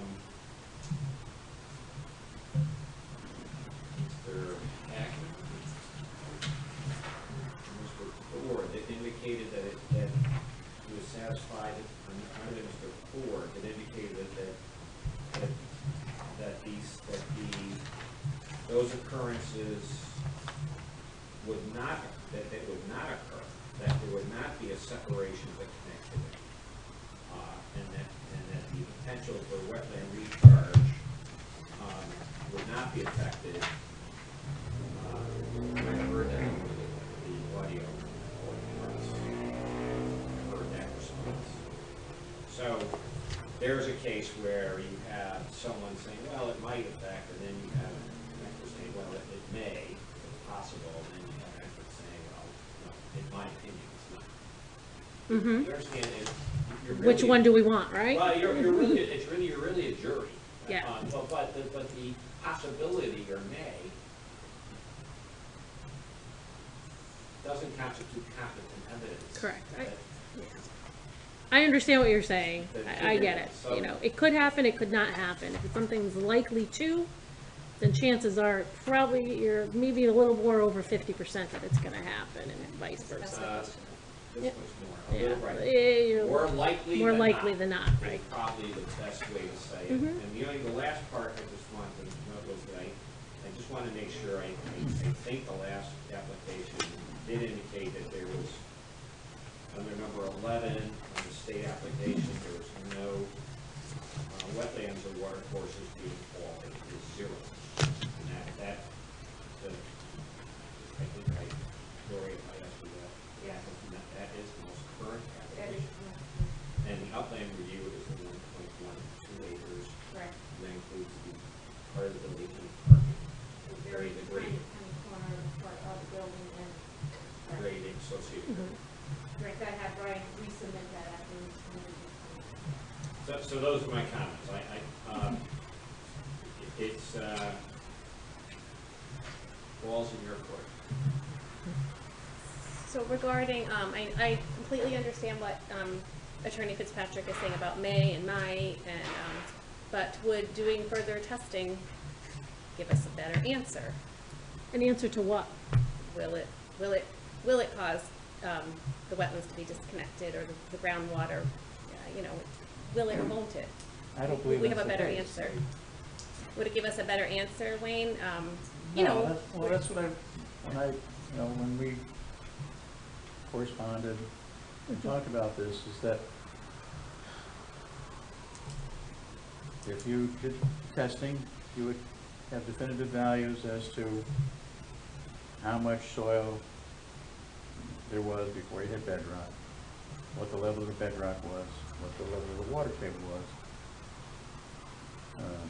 If you were to, here again, looking at the site, you've got a hill that slopes down toward the brook.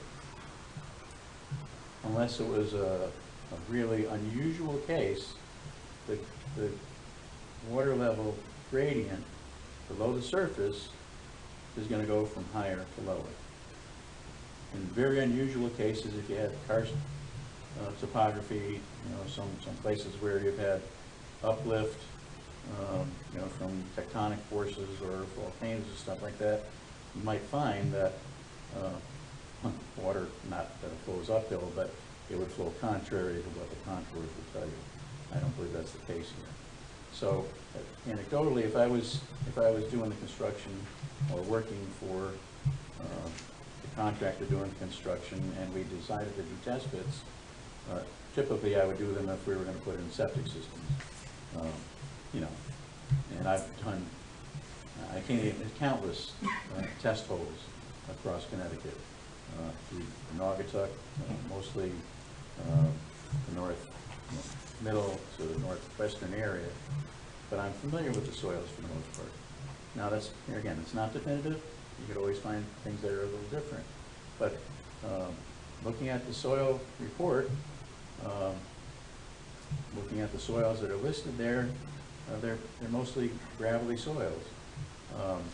And in the soil report, it says that typically ledge is found like 8 to 10 feet deep. So, and that fits with my colloquial knowledge of the area. So if we had that data, as Tracy was saying, so what would that actually tell you? Mm-hmm. You know that if the site was to be constructed, that you'd be cutting into the hillside. And that you'd end up with a fairly level pad for the building and parking lot. So that, now here again, you've got vegetation, you've got sheet flow, but you've got pretty good vegetation, so it's not really sheet flow. It's more, as the water falls, a lot of it, some of it might run downhill, but a lot of it gets infiltrated. It'll be recharged. So with the parking lot, you would have sheet flow, but that will be picked up by the drainage, introduced into the treatment train. We've made modifications to that to increase the detention time in the treatment structures. One of the modifications that I had requested, because there was a nice finger of wetlands, that instead of discharging the detention basin toward the brook, we moved the outlet to that finger wetland, so you've got nice detention times, even for any water that comes out of the detention basin, traveling down that wetlands finger into the main brook. So it gives you opportunity for more attenuation of velocity, some more treatment of the water before it enters the brook, more cooling of the water that enters the brook. So that's the things, I've looked at this whole thing comprehensively, and I'd love to give you definitive answers. I don't personally feel that bringing a craning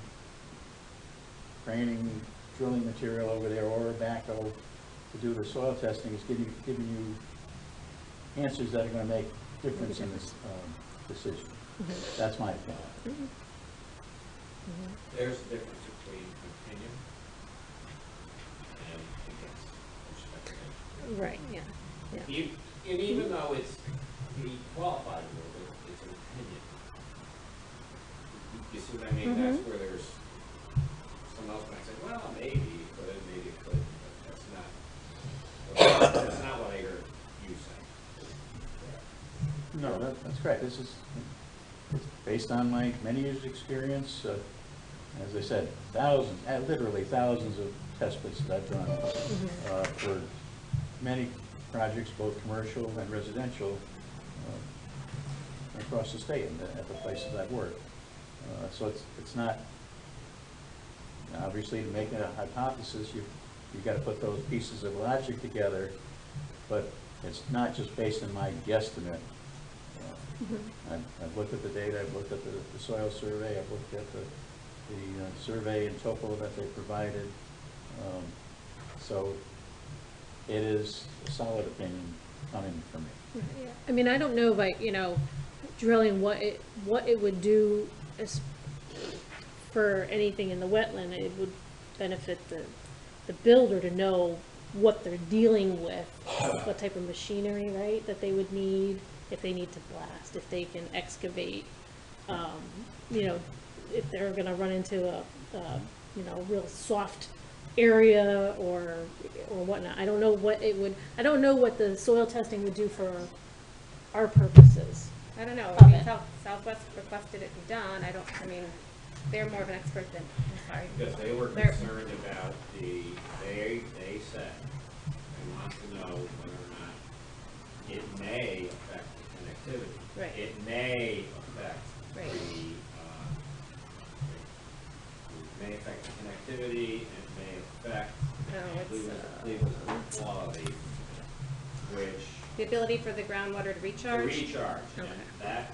But don't you, when did you? But I'm just saying that might, see that, so what's good about those reports, by the way, which is why we asked for them, we asked for them, is because it helps round out everybody's knowledge, and it gives you really good questions to ask him, and because if you didn't, if those questions weren't raised, and you wouldn't get those answers, and you may not get, well, I'm not saying negatively, but you may not have obtained the high-quality treatment train that he placed in his plan, which is why I said for many years, as many of you heard me, as plans go on, they get better. They get better, right?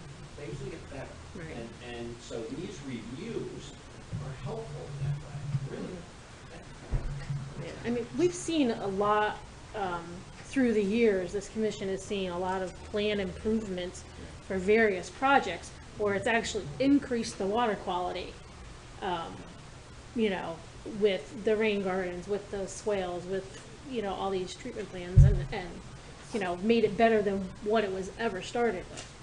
So. Well, what if a test pit would give us information to make it better, but we've already, once we approve it, we're done. I mean, we approve it, it moves on, Well, to make it, right? to make it better, or, I mean, Or whatever, we don't, I mean, we, you know, we can, give our opinion, right? right, You know, and we could be right, we could maybe not be 100% right without that information. mhm, And maybe we would find out something in information from digging test pits that would have changed our plan or made it better. That's just my, you know, I'm wondering if it's such a, Right. it doesn't sound like it's a complicated so test. could we make it, so what you're maybe asking is, could we make it subject to review of the test pits to see if there would be, amendments to the plans to make it better? To make a better That's the thing, plan? looking at the plan You and don't what's know. been designed, Yeah, what we've basically distilled, you know, from the raw grapes and everything down to the essence. and then- As Ned was saying, you know, I've reviewed the plan every time it's come through with its iterations. I don't know that what we would change. You've got a bioretention swale, you've got a rain garden, you've got the low flow channel, and you've got, you know, micro pools in the detention basin. You've got an outlet control structure, you've got a hydrodynamic separator. It's like, what else would we add? I mean, I have a question, why, hold that thought. We did a street, mhm. very, very sensitive area Yes. with vernal pools. Correct. We, I think, and then report back during their process,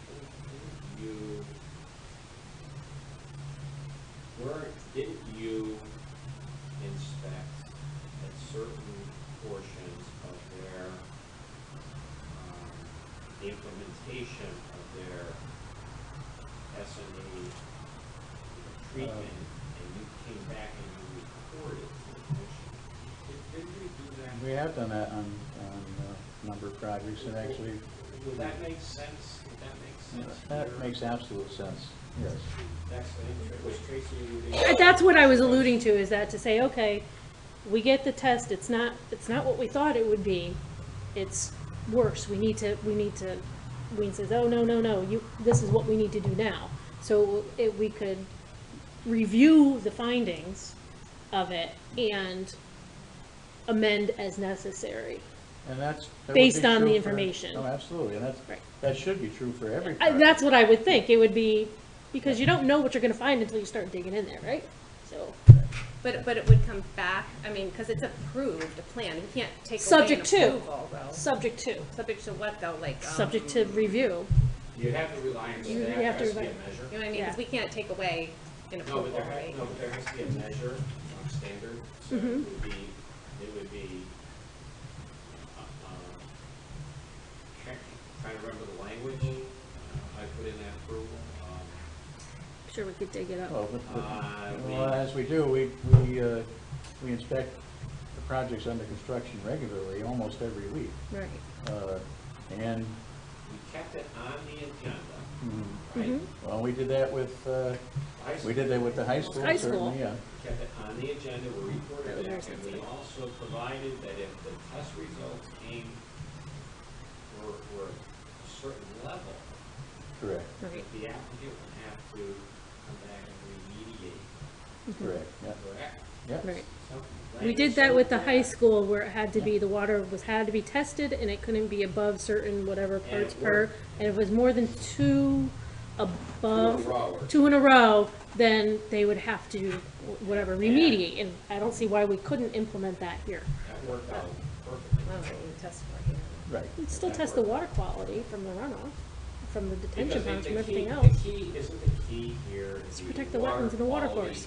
It's the water quality that ends up in. Right, the right? brook. Isn't that what really matters? Exactly. I mean. That's where I was going, is Somebody to puts a bridge that. across, they're gonna put a bridge across. And I don't think the bridge is a, Right, but Right. in the end, isn't it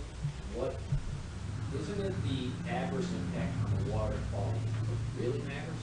Mhm. So isn't, and the habitat, I would And the say, habitat. right? well, The but habitat- you have to, but you have to have other finding, you have to show the Right. preliminary finding that it was the activity that caused the habitat. Right.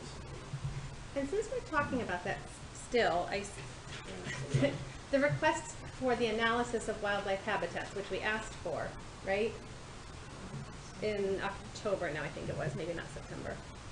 You weren't here, whatever meeting. you Whatever one missed. I was, I thought I missed September. So I'm still kind of wondering, They submitted something, there's the document.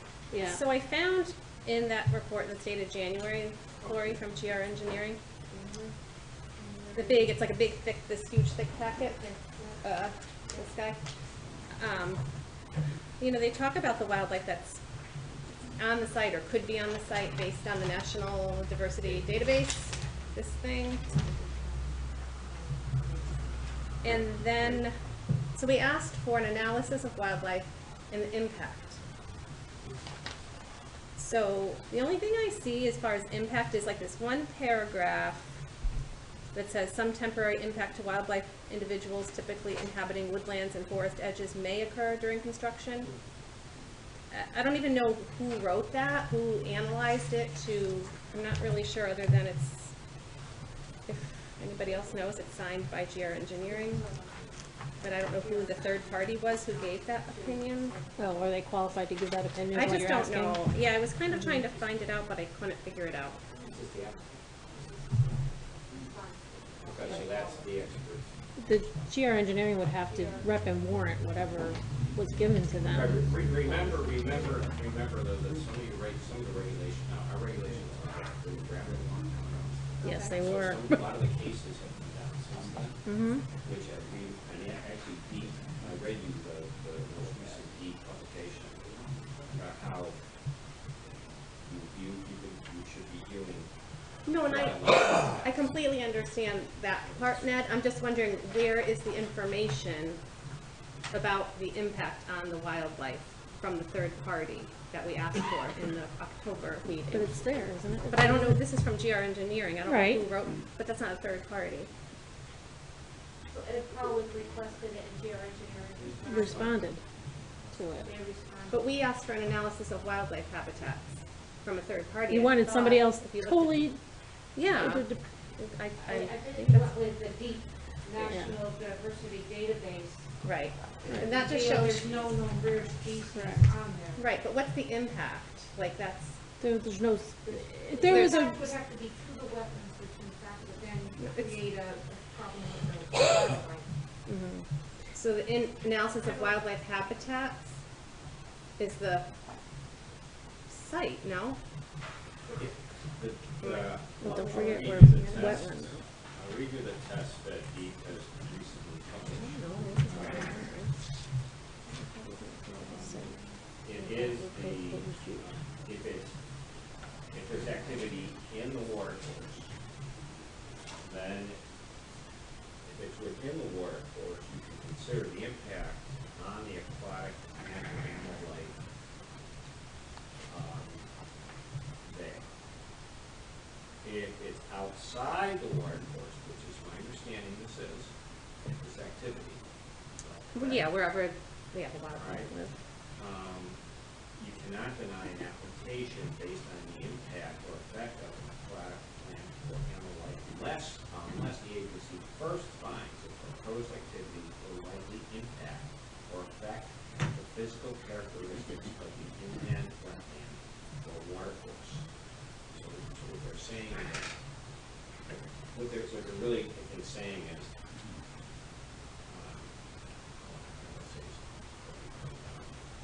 You can just say. I mean, you really gotta look at the water first, Right. is what they're saying. Look at the water. If the water is affected, then you can go and check out the plant and animal species. If the water, there's an impact to the physical characteristics of the inland wetland. What are you or reading? watercourse, and it says, and physical characteristics, by the way, is in bold writing. This is the most recent DEEP report, is an E from the agency training manual by Michigan State. So they really want to keep your jurisdiction tied to what's happening in that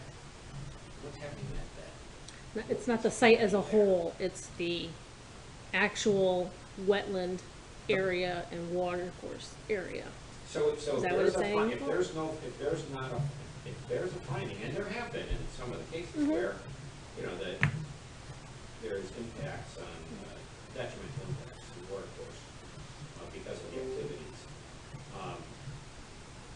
then you would be,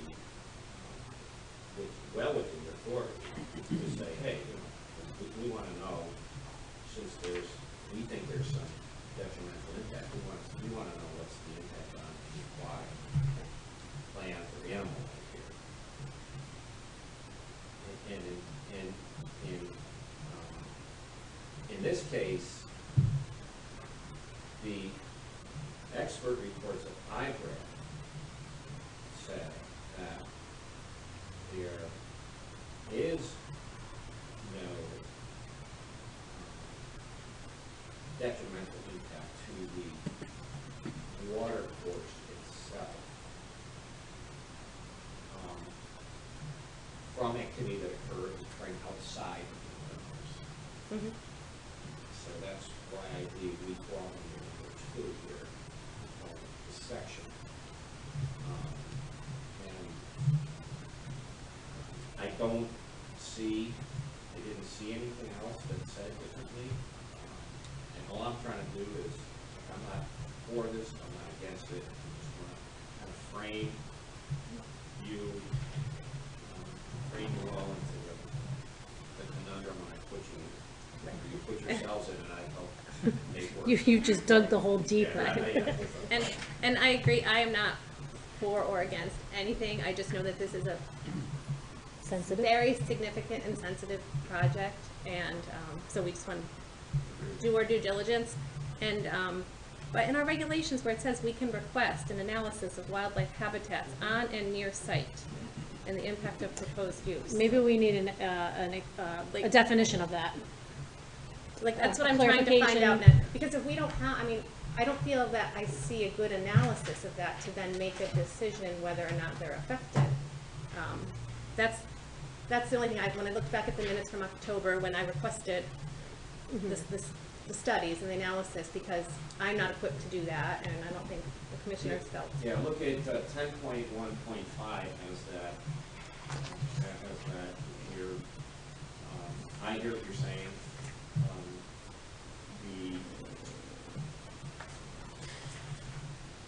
It's just a request. 10.1.5 doesn't allow you to Withhold a judgment against, because you didn't receive something. You can't Right. prejudice the applicant or delay. One of the, So, okay. while you're looking at that, Yeah. let's make one observation. If we were looking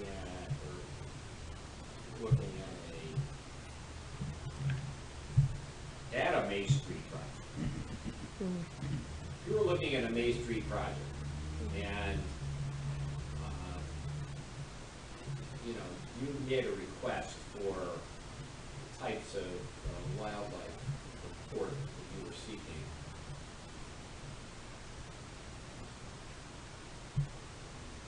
that's an incredibly meritorious request, and I believe there was one. I believe there was one. I think so, because the vernal pools were an issue, and I think something did come up with It that. may not have been as comprehensive as It you may would not, like. yeah. If I you don't like, think but They were mentioned they're because, hard to get through. right. Because you have the state gives you the national diversity database, Mhm. which you can get online. Right, Right. which is And what we then you have. gotta find an ornithologist who's gonna come and say, somebody's gonna say, well, yeah, the bobcats will be displaced for 3 months and then they're gonna come back. Or the deer will be gone for 2 days and then they'll be nipping at the heels of the tobacco operators. I mean, I think those are hard reports to get. But again, you don't, the whole idea is when you're considering your decision, you know, not to prejudice either side. And I don't mean your side. I don't want the neighbors to be prejudiced. Yeah. Based on. Mhm. So that's my on that anyway. But regarding, so I just looked at what you were talking about, Ned, with the 10.1, 3, 4, and 5, whatever you just referenced. Yeah. 5. But we didn't ask for reports from those agencies, we just asked for an analysis from a third party. So that doesn't, I mean, how's that not different? Well, I would say agencies and commissions are either local districts, would be your state database, borough engineer, I wouldn't, But you said- conservation district, you've got conservation districts, you've got the council of governments, you've got Army Corps of Engineers, deep. It's a vast array of a compilation of governmental entities that carry some or none of these documents. Okay, so is it safe to say Ed Pollock would fall into that same category, somebody such as him? I don't know. You know, there's a question.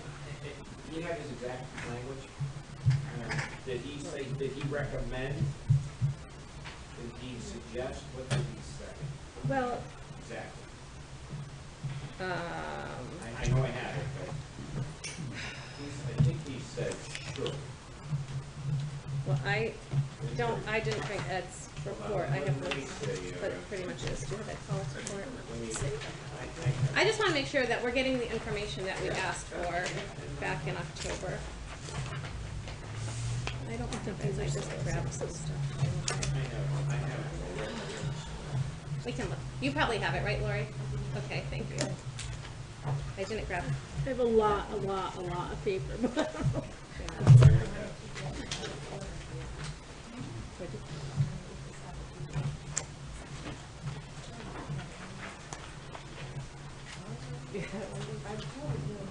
I just brought a few things with me from my trip.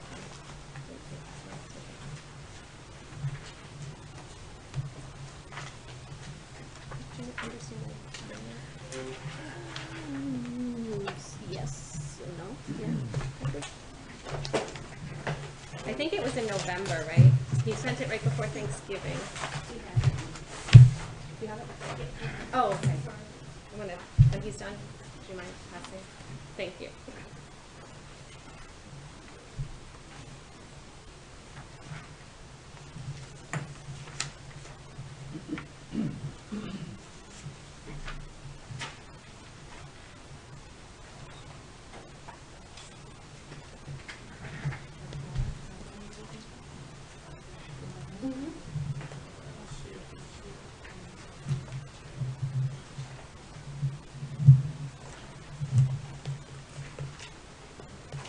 I thought envelopes and envelopes, so that was wrong. Do you have your glasses on? I used to read faster. You can go to Evelyn Wood and, Yeah. you know, I just dated myself big time. I wouldn't like decades. decades. That old. I look it, but I don't. Oh, you know, I was a kid at the time of those. You were a movies. kid, yeah. Me too, in the womb. I don't think his report actually specifically says anything, like, other than ask questions. I think you're right. I think you're right. Whoever made that comment, I think you're right. Oh, me. Marcia, I'm sorry. I think you're correct. Yeah, because he just We'll see poses questions to Yeah. the applicant, and then the applicant in, So is it January answered? addresses it. Well, Is it addressed in here? I don't think so. I mean, I'm just looking for an analysis of wildlife habitats and the impact of the proposed use. Well, I suppose then the answer would be in that report. That would be the report. So that would In be this. the answer. And then the question for you would be whether or not it is sufficient. Okay. Yeah, I'm this just does wondering, address because the report in from January does address wildlife, I just don't know who exactly wrote that, other than GR Engineering. They are the executive. GR is the The Brian Ford's, right, so GR? that's the agent. Yeah, Who would be considered the applicant. right. 'Cause That, we- whoever wrote that would be considered the applicant. Right, but not a third party. Well, Do you know But he what I'm obtained it saying? from, he may have obtained it from a third Yeah, party, They so. had to hire the soil. They Right. hired somebody to do it. They have to, what they have in here is they have to, for lack of a better word, represent and warrant, whatever's in here is accurate. So, what recourse do we have to say you're a liar? We can't, we have to go by what we have. No, I'm not saying that. Right, I'm just but- saying it's signed by the applicant. I don't, Well, do you know what I'm saying, Ned? I think I get, where you're headed with that. I think the answer would be that it should be treated as an expert, that's an expert topic. And the information is the expert opinion. The entity who appears to have drafted. Right. Who's the applicant? That's where I have a And it could disconnect. be applicant, but if the applicant was directed to hire a third party, which, and I'm trying to remember the public hearings, if that was what happened, but I think it did, then, you know, I don't know if Lori will any correspondence from No, I just don't think not, this is right. from the other entity, but if someone answered it. Yeah, and as far as I know, it's the applicant, just from The what you can applicant- gather from The there. applicant, by the way. He was by the way, charged the to answer applicant those is also, the applicant itself is an expert. 'cause it's an The engineering. applicant's engineers and staff are deemed expert under the law. They are. Right. I don't know whether or not they're the third party. We're asking for, I don't know, but I do remember an answer coming back to that question. We would have to presume that the information that they obtained, that they're presenting to us is You know, accurate to the best of their one knowledge. One of the other things you could do here Okay. is you know, you're really all thinking this through. I think it's terrific, the deliberation as you go through. I don't know if there is a way, Wayne, to get sometimes subsequent, but first of all, now works soon within 30 days. Would be some type of a viewing of that aquatic life there.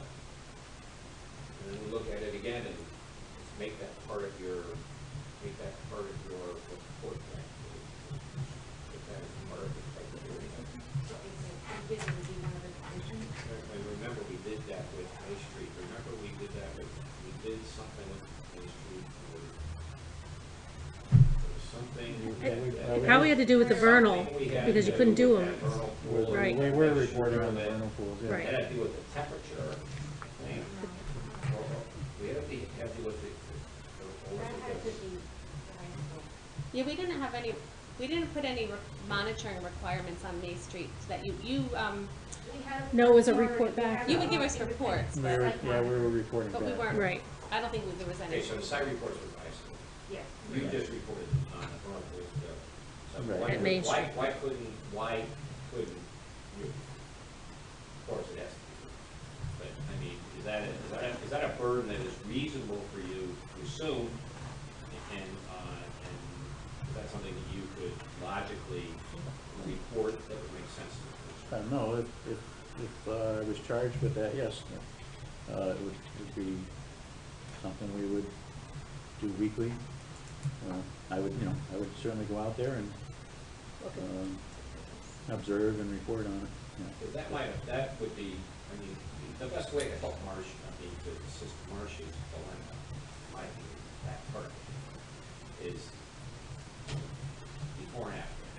Right, and so, well, and then just to kind of address this here, so a lot of the responses to Ed Pollock's questions, I found that really instead of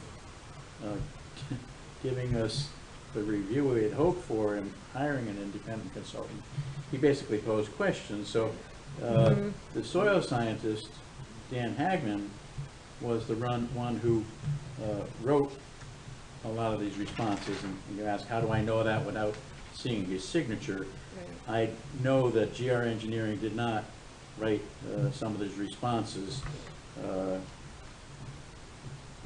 characterizing the plants and the wildlife, palustrine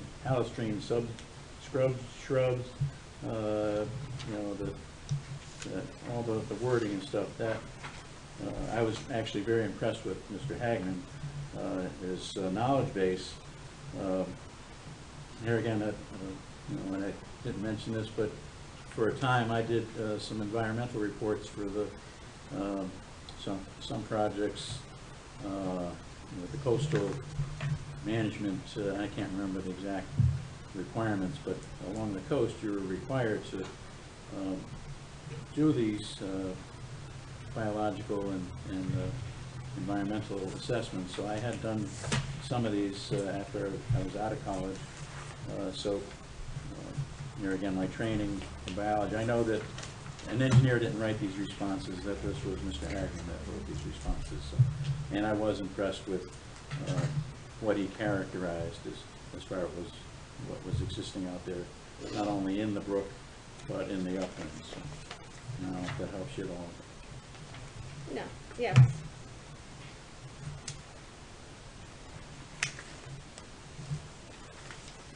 Well, everybody wants to be careful. Yeah, I mean, we've been doing You're this gonna for do it, a you want to do long it the right time. way, right? You want to do it the right way. We've been doing this a long time, and I think the last thing any of us want is to drive by a disaster. I mean, not that I don't think everybody's done their best, but I think there's, in a different world, I think the test pits would be dug, right? I mean, Maybe if they could access the site. right, that's what I'm saying, Yeah. and it's possible, potentially possible. So if Right. there is a difficulty on the site, I assume staff would have any issue at all with issuing the appropriate stop order for cease and desist order. I know that I think the consultant on those in the past. But actually, right, Wayne, or you would be the authority. Wayne would go out with the inspection, Right. look at on that, and then I would be the one to write the cease and desist. Right, I mean, I know we've issued cease and desist as well, and I would think that anything that's obviously wrong, would, require that cease and. Right, exactly, we did. Had some, the We water did. going down, Yep, remember the exactly. silt going into the pool. Right, exactly. And down. And that was a cease and desist until they fixed it properly, and then they could resume construction. I do recall that. I mean, the whole idea is not to make it so burdensome. Right, The applicant that it's just not doable. right. I don't wanna make it Well, we have to burdensome. make it, the water course has to be clean. We spent a lot of effort, time, both on the, up at the high school and on Foley Mill. We're doing it, a piece at a time, a bit at a time, but it's the only way we can do it, because we do it project by project. It's the Each only way. project is different, you know, you're dealing with different topography, you're dealing with different situations, you're dealing with different buildings, everyone is different, it's the same, but it's different. We just wanna make sure that we're covering everything, that they're adhering to the regulations that are here, that we're understanding that and applying them in a correct manner. That we're not forgetting anything, that all our I's are dotted, our T's are crossed, you know, and then that's in there. I mean, the applicant has done a really good job at you know, moving around and being able to amend the project as needed, as we've requested. And if they didn't know anything off the top of their head, then they would definitely find out about it. So that's good, you know, that's what we want, that cooperation with that, you know. Yeah, I mean, I would be concerned with the brook, you know, of anything going in there. So Wayne, that's doable for you, that's something you could. Yes. In your realm of, and by the way, I know this is, are we done with high school now, we finished with that? We are done. We're, We had good results. we're done. That water sampling went 5 years beyond the project end date, right? Okay. So a condition could be a water sampling for this to ensure that there's been no negative impact. And if there was, then it would be rectified immediately in what, like a 5-year time. There's language I put in there. Yeah, I know you did. I'm paraphrasing. And I, as I recall, it was about midnight. It was very, very late. Yeah, we don't want another midnight. No, but there is Yes, language you're correct. that was, that could be incorporated, that did require testing, and did, but it's. So that was also because of the permit. Right, it was a different situation, I agree. Red base. No, I agree. We could convert that into aquatic species facility. Mm-hmm. Right. I mean, that's, you know, that's what our concern would be with the water quality of it, that it's not going to negatively impact the fish and the, you know, the aquatic wildlife of that. I think, I'm sure with the way that it's been constructed, it would work, but if there's a failure somewhere for some reason, you know. So here's the Yeah. difficulty, is that pointed out, which is why, you know, we're so much better off here than many other towns. You know, Lori just pointed this out. You know, we get a bad storm.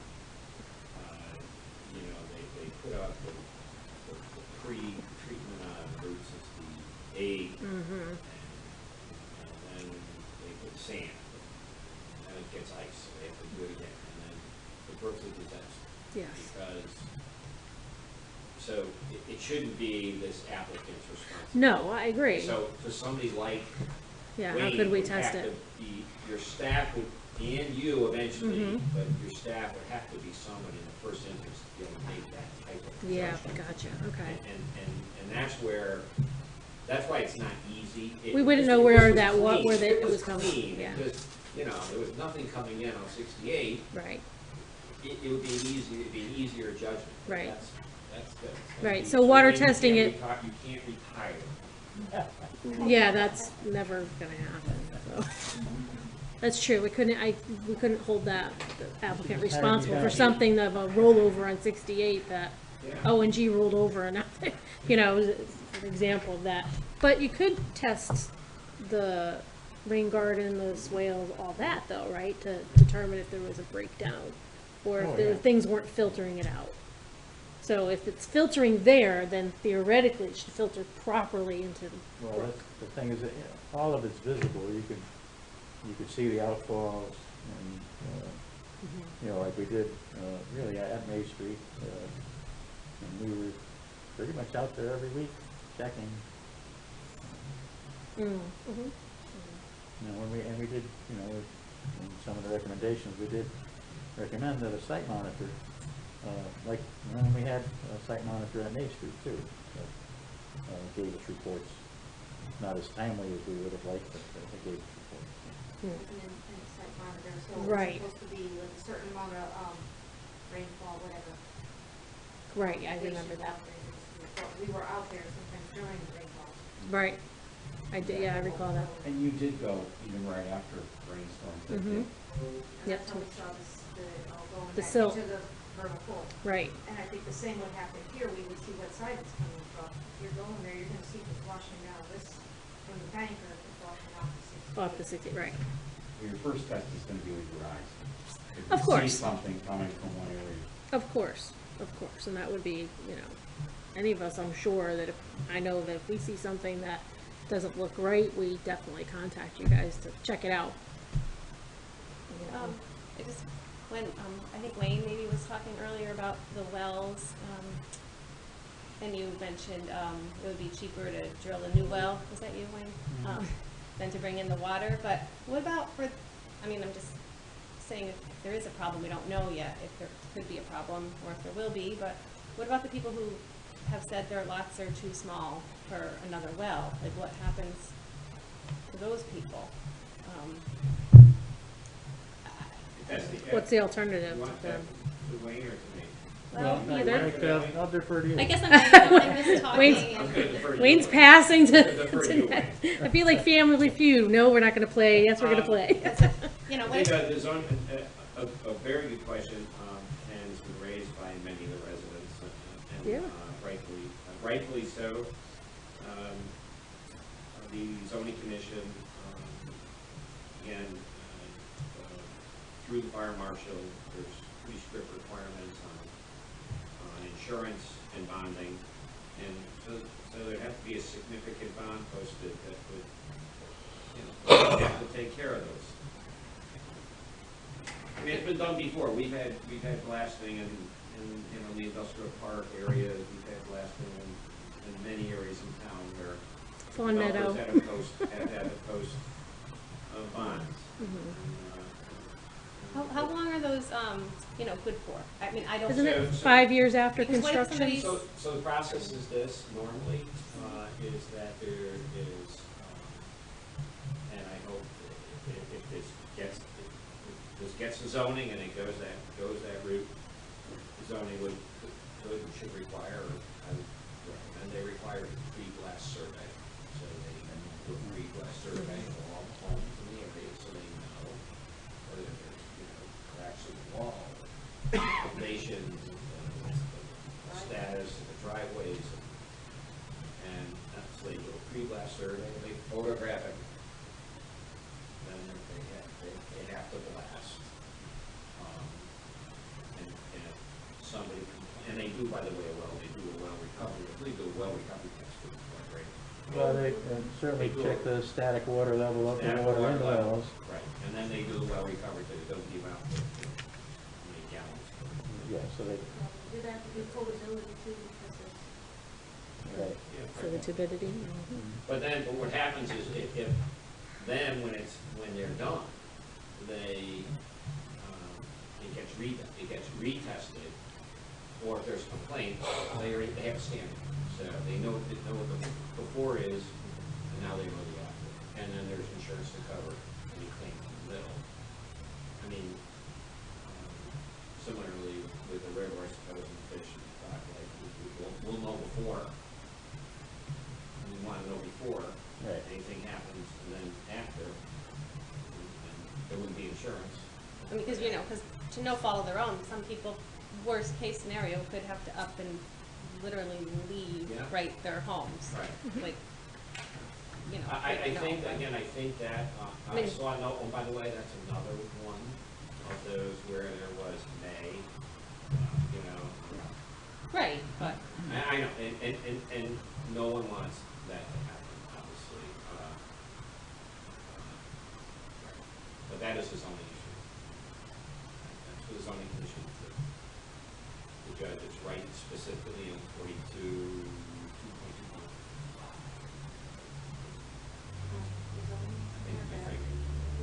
Yeah, 42.25. and what if the groundwater is affected by this massive amount of digging, you know, because we've already, how much yards are coming out of there? Well, that would be, in fact, that would, they do the staff pressure, that's what Wayne was talking about, I believe, right, the staff pressure.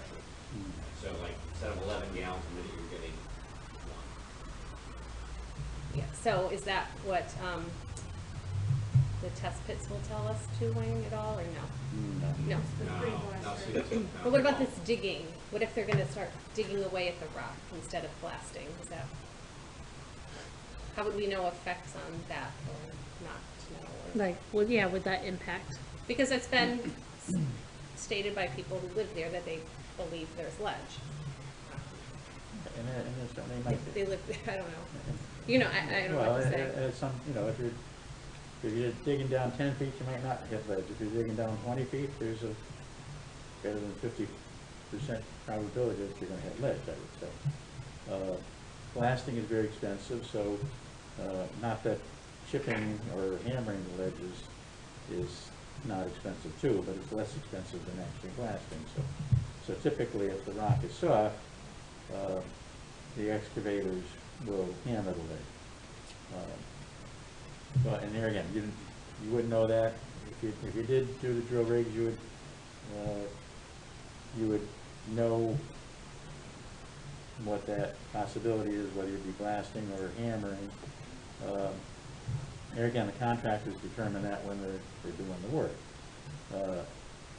Ultimately, the concern is, you know, some of the concerns that were brought up are, if you blasted, could you cause a fissure in the ledge that could, say, drain the wells? While that might be a concern, I think it's a low concern.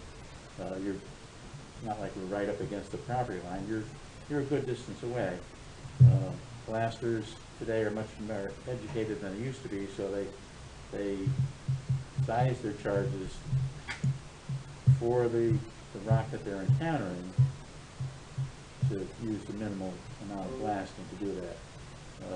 And we've had some quarries in town that have used some large charges. We've gotten reports over the years of, you know, some major blasts. This would not be the case here. As far as whether the blasting would affect the turbidity of their water or the chemical component of the water. And again, there's a remote possibility that can happen, but some of the literature that I've read is, you know, so that's very small.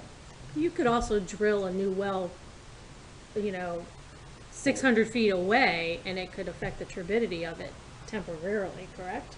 That's possible. Yeah, and it could affect the water drop or whatever the water level as it Well, if you have reacclimates. really sandy soils, Mhm. so typically, say, it's kind of not getting off subject, but Right. you have a cone of depression around a well, depending on how much you use the water. You know, your water table actually, it's kind of like a black hole in that if your water table is, say, at 5 feet, if you had heavy well usage, you might see a cone of depression around the well where the water table will actually drop a bit. But the reason we have a separating distance between wells and septic systems of 75 feet at least, unless you had very sandy soils, that might be increased, is to avoid that possibility of water being drawn from the septic system toward the well. Contamination. So, contamination, right. You So, and definitely anyone don't that want has a that. well, I think, thinks about that. Huh? I'm in the area, I drilled a new well up there. Mhm. My original well was about 25 feet, and it started going dry in the summer after I had kids. So we drilled a new one with 350. That's what mine And is. I have, Are you near this, are you in this area? Where do you live? I live on Worcester Street, and this is Castle Lane, right around me, so I'm in the dead center. Yeah. Yeah. Our well's So 350 I'm feet as just well. outside of I the know. Yeah. 500 foot area. We go pre-back survey 500 feet, my property is at 504. You should have just got rid of the kids, and your well would have came back. Oh, boy. Okay, it's getting really late. It's getting late. Okay, that's it. We're gonna cut that one out. That one, leave that. Can the, I like to lighten mood. I have a question. Could the wells, I mean, because even with the digging or chipping away, right, could they be, analyzed for any construction, even if there's no blasting, and we Right. addition that? You know, Well, I think that's, What would that do? What- well, the zoning commission would, You could recommend that to zoning, I wouldn't. We make could this- recommend I wouldn't make it things. as a condition of wetlands, because I think it's outside your jurisdiction, Mhm. but as we've done in the past, we have made recommendations to other commissions, and I think they've adopted your thoughts. Mhm. And, you know, about because, I mean, people are really concerned about their Right, wells. yeah. And, groundwater, what if it changes the groundwater? I don't know, the recharge, we don't, You might be getting too deep. I don't there. know, I don't know. Anything could affect that, we just don't know, that's the thing. I think it groundwater, could, we can't. yeah. But again, the concerns, I think the concerns about the wells are, I hate to use the word, is already well noted. But if you want to place that in a note to the, your Mhm. planning. Mhm. So, yeah, I mean, I would do that, and I'm sure it's gonna come up there, Right. from there, and that's, Mhm. it's I'm clear, sure it it's will. clear as day that that's. Yeah, I mean, even though it's not under our purview or jurisdiction, you know, we definitely understand that, and I think that we definitely could make our concerns known to the other commissions as well, to consider them. because we're supposed to That's protect been surface noted. and groundwaters. Right. I mean, that's our job. Mhm. You are good stewards. of the- 10.2.1, You are good yeah. stewards of the As it affects community. wetlands, the water courses, Right, and we don't, as it affects wetlands and water courses, right?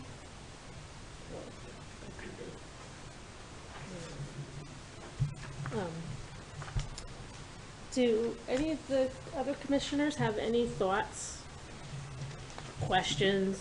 I know Marcia and I have gone over quite a bit of them, but, and, you know, regarding this project, regarding the regulations and how they apply to this project. We wanna make sure everybody's heard, everybody is understood, so that, you know, we can make an educated decision on this.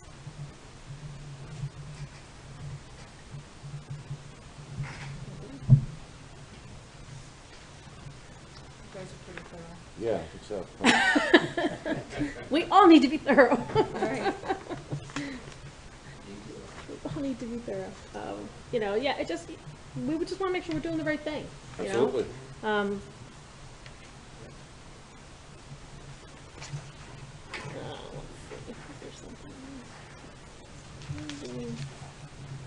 There was a couple things that I did highlight in my regulations about things.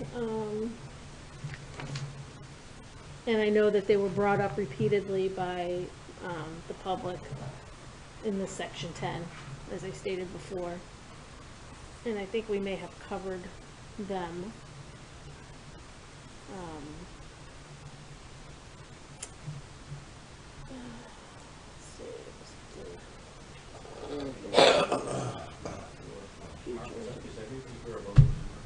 Yes, everybody May I is. just ask, is everyone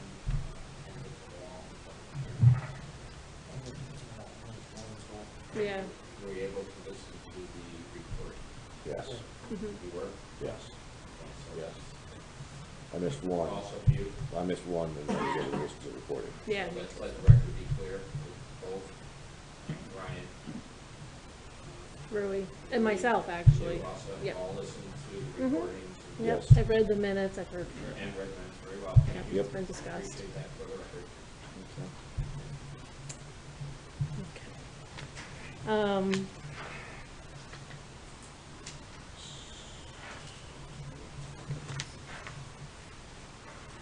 You guys wanna take a quick break? Yeah, can we just take a quick break? It's like, you know, whatever. Maybe just 5 minutes, I'm sorry. It's 9:20 to 9:25. Yep. Recording in progress. Okay. back from our recess at 9:24. Okay. I don't mean to hold everybody, I just want to make sure we're covering everything, so, you know, I definitely don't want to be, you know, called out for not covering something, so, okay. I just want to go over a couple of the regulations here in section 10, the consideration for decision, and read them out and get the commissioner's opinion as to whether you believe that that the regulation has been met or not met, and we can go from there. Okay. I know, no yawning. No yawning, not allowed. I'm going to start with 10.2. Standards and criteria for decision, as I think I stated before, commission shall consider all relevant facts and circumstances in making its decision, and the application for permit in keeping with the purposes of the policies of CGS sections 22A to 36 through 22A to 45, as amended, but including but not limited to the following. 10.2.1, the environmental impact of the proposed regulated activity on wetlands and watercourses. Keep that in mind, wetlands and watercourses. Including the effects on the inland wetlands and watercourses' capacity to support fish and wildlife, to prevent flooding, to supply and protect surface and groundwaters, to control sediment, to facilitate drainage, to control pollution, to support recreational activities, and to promote public health, safety, and welfare. The Commission reserves the right to review other activities beyond the 100 feet regulated area if the Commission determines that those activities have the possibility of causing an adverse impact on wetlands and watercourses. Has the applicant met this regulation?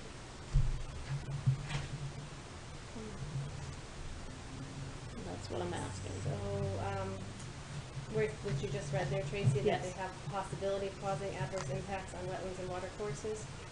Mm-hmm. I'm not entirely sure, or not sure about that. You know, as far as, you know, since I know we're not sure what those tests are gonna show us, but if it's possible, they would show us something. I mean, isn't that what we're supposed to go by, or what do you guys think? Would the soil testing show us any kind of adverse impact on that way? Any possibility? Possibility of an adverse impact, the soil testing. I don't think so.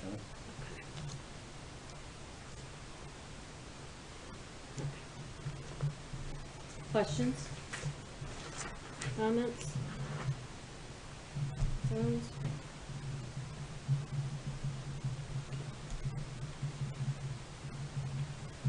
I'm just gonna mark this down as substantially met. We may not meet 100% of this, but it could be substantially met. Is that right, Ned? You're shaking your head. You're shaking your head like, oh, yes. You can't get 100% of everything. You have discretion in reviewing your regulations, the evidence submitted, the statutes, and as long as your decision is based on substantial evidence, it is legitimate and it will be upheld. Yes. Would you repeat that, Ned? I'm so sorry. I'm sorry. Word for word. The question was substantial. The comment was that the commission has the discretion to make a decision based on substantial evidence that it has been provided. If the commission makes a decision based on substantial evidence, now, recall what I said about substantial evidence versus speculative evidence. If the commission makes a decision based on substantial evidence, it will be upheld and upheld on appeal. If it makes a decision based on substantial evidence. I found one other point, just quick, about wells, so you know, what's everything. There's a comment from the health district that says that blasting could increase turbidity, discolor water, and decrease yield. Again, another observation, not an opinion. That's in the health district. I found it circled before. Again, not that I want you to focus on that, but I want you to get it. I want that to go. I want that to be the zoning part of the equation, but substantial evidence means more likely than not. By a preponderance of the evidence is another way to put it.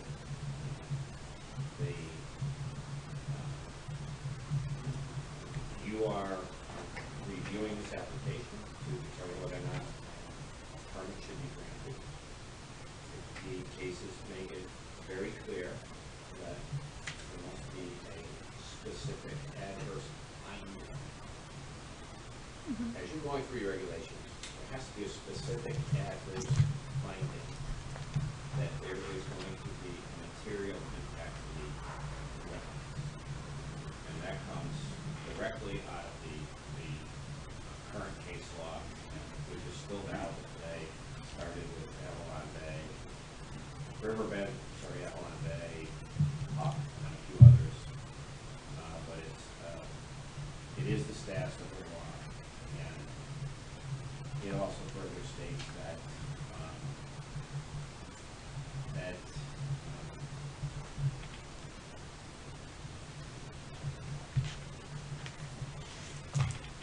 the question is whether there will be a specific adverse impact. Now, quote from one of the decisions.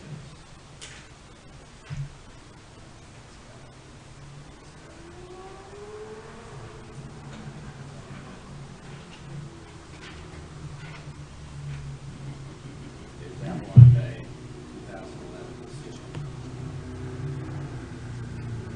And that was a case where there was significant opposition to a, by the way, that was a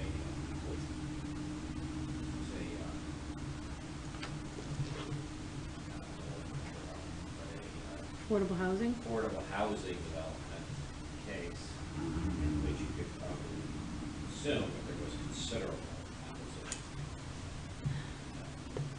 And so, and the court found that unsupported allegations of damage to the wetlands,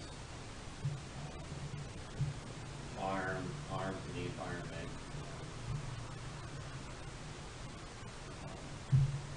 did not constitute substantial evidence. And so the court reversed the decision of the lower court because it has to be, again, there has to be, the question is whether there will be a specific adverse impact and whether or not it is supported by expert evidence. If there's an expert evidence is submitted that an impact will not occur in the absence of any evidence, the commission may not do the contrary.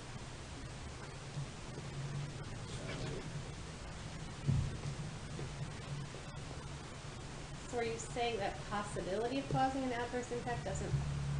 Possibility is not enough. That's what the regulations say. Right, Right. so our regulations, so we're drafted. Which is everybody's, right?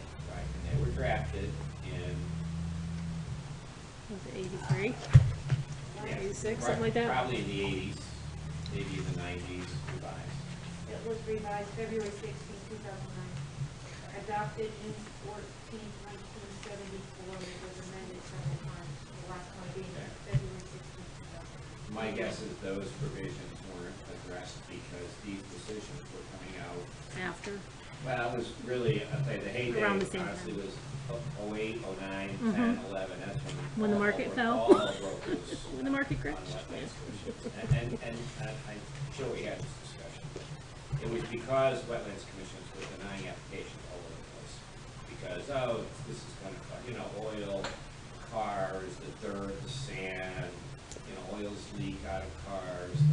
Which still has to be considered, Yes, but not just willy-nilly enough. denied because of that. I understand. It's not enough. There has to be a specific finding of harm, and an expert has to say that that's what's going to cause a material and direct adverse impact to the wetlands themselves. And so the Supreme Court got a little fed up with all the appeals and finally said, okay, there's a whole new set of rules here. And the legislature did change some of the statutes regarding the wildlife, the aquatic. You'll see there's a change in the statute to reflect one of the decisions. But there are, so 90% of this is expert testimony. The Unistar case, as was noted before, is a decision where an application, completeness of the application is a lay decision, not expert testimony is not required. So, Okay. hope that helps, or if I Helps me. told you a It little. would be nice if our regulations Match were that? more up to date. Maybe they'll be updated, you never know. You know what I'm saying, is when I read them, it's. That's all we have to go by, so. Okay. All right, let's move to 10.2.2. The applicant's purpose for the proposed regulated activity and any feasible and prudent alternatives to that activity which would achieve the same basic purpose with less or no environmental impact to wetlands and watercourses. The alternatives to the proposed action, including a consideration of alternatives which might enhance environmental quality or have a less detrimental effect and which could feasibly attain the basic objectives of the activity proposed in the application. This consideration should include, but is not limited to, the alternative of requiring actions of different environmental impacts, such as using a different location for the activity. Now, I know what people are going to say is the only alternative to this is no, don't do it. And I don't think that's quite what that means. And the applicant has given alternatives. He's revised the plan several times. I feel that this condition has been more than that in this. Yeah, so, you agree? Yeah. Yeah. There's no, Yeah, the only other alternative is no, and that's not really an alternative, so that's my opinion. And use your staff with regard to some of those Yes. determinations too. Don't be afraid to refer to your staff. Right. I mean, anything that, Wayne reviews them. If there was something that was off on it, he'd, request them or require them to do something. And I know he's done that. I've seen the revisions. Okay. 10.2.3, relationship between the short-term and long-term impacts of the proposed regulated activity on wetlands and watercourses and the maintenance and enhancement of long-term productivity of such wetlands and watercourses. So the long-term and the short-term and long-term impact, the short-term impact would be just kind of like moving some soil around while it's being built, correct? And then the long-term would be the rain gardens, the swales, things like that, the lawn, the separators, all that. Right, yeah. Okay, so that's been addressed. So. And you do that, you add that there's testing as enhancements to that consideration. to add what, Ned, what did you say? You add the subsequent testings to that, if you're going to incorporate something that likeness in a condition, you enhance that, those long and short-term impacts by the testing that the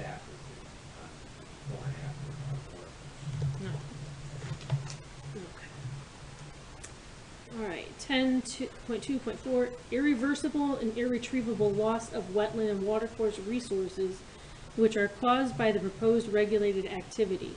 This includes the extent to which the proposed activity would foreclose a future ability to protect, enhance, or restore those resources. I'm not really sure what that means. No evidence. What does In it any mean? In any of the But what does it mean? So I understand There's been that. no destruction of the wetlands proposed. There's been no Okay. destruction long-term, even in all the reports I read. Well, I defer to the engineer, but I didn't see that anywhere. I saw recommendations, suggestions, do this, do that. If you approve it, make this a condition. I didn't see that type of language in any of the reports that were not submitted by the applicant. For Wayne on that, Wayne found, read something different. No, that's it. You know, the application is there's no alteration or filling or changing of the delineation of the wetlands. Okay. Good, okay. And, as far as recharging this groundwater and all that, that we're not quite sure about yet. So we're, And not, remember, that was the May, right. and you had the experts saying that it's not gonna happen. And you had the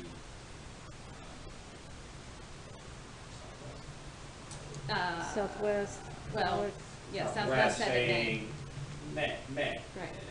They wanted you to think about it and have it addressed, and it was addressed by the experts, so. And they want us to do the test. And again, that's how you cover your I think your obligations to the public, protecting the resource. 10.2.5, mitigation measures which the commission may consider as a condition of issuing a permit includes, but is not limited to, 1, that prevent or minimize pollution or environmental damage. 2, that maintain or enhance existing environmental quality. 3, that restore, enhance, or create productive environmental resources, preferably in that order of priority. Does that mean that putting in the rain gardens, the swales, is that meets that regulation? Right, to the extent that you could on this site. Okay. They did the best management practices, the bioswale, the rain garden, typically the detention basins, that they do infiltrate water, although we don't design them considering that component. That's a bonus that they infiltrate the water. So mainly with a detention basin, you're storing the water, metering out at a pre-development rate. And what we've tried to do, and actually I think they did it in this too, is that in their design of the basin, they're actually lowering the discharge rate from what the pre-development calculations show. So, and I've encouraged that with all the projects that we've done, Better Way, May Street, the high school. I've requested that all of them try to mitigate their stormwater to below pre-development levels. And they've, in their calculations, they've showed that on all these projects. Okay. Thank you. 10.2, I'm making notes in my margins, so I'll have that for next time. 10.2.6, the character and degree of injury to or interference with safety, health, or the reasonable use of property which is caused or threatened by the proposed regulated activity. That's kind of like a sticky one there, because it's an opinion of your health and safety. Everybody keeps bringing up the wells. It's Right. But the regulated it's a regulated activity, but there's no real activity in the wetlands. If anything, it's going to probably improve the health of the property by putting in those rain gardens, the bioswales for the wetlands that are there that it discharges into. Is that Well, correct? at least- The correct assumption? At least in the, what you're trying to do is have a development, but still have the land operate as it did before it was developed. That makes sense. Yeah, yes, it does, I understand what you're Yeah, saying. well, that's the thing with the best management practices today, with the stormwater manual, that's what you're working to do, is that you recognize that development is what we do, and that as part of that development, you're trying to make good decisions, and I won't say trade-offs, but you're trying to Balance? Well, it's a cost-benefit analysis, so there is a cost for development, and you're trying to create benefits that enhance that and maintain your environment. Okay. But I don't know about regarding our commission though. I mean, I understand what Wayne is saying, but I don't Right. think my decision should be based on that. What do you mean? I don't know. I mean, I just wonder what happens here about reasonable use of property when somebody can't use a well because the machine's been digging into their, But you also have no substantial Ledge. evidence that that's gonna But happen, that's, right. correct? right, that's part of the may, right? Right. It may happen, it may not. You don't have substantial evidence saying that that's gonna happen. You have potential, but you don't have substantial evidence claiming that that's gonna happen. And you could put in mitigation. You don't know till it's too late, really, right? But- I mean, No, but we don't. No, I don't know. We might find out when. We know about death and taxes, the rest is when would we conjecture. find out though? Like, what do we? No, but the thing is, you've got avenues to protect, the insurances, the conditions that you enforce, and the bond, and the requirements for the surveys before you do any construction, so. Yeah, who's gonna actually get on the property if he goes to break in and be able to do some work on the site to find out exactly what's there, Mhm. to know what's necessary to build.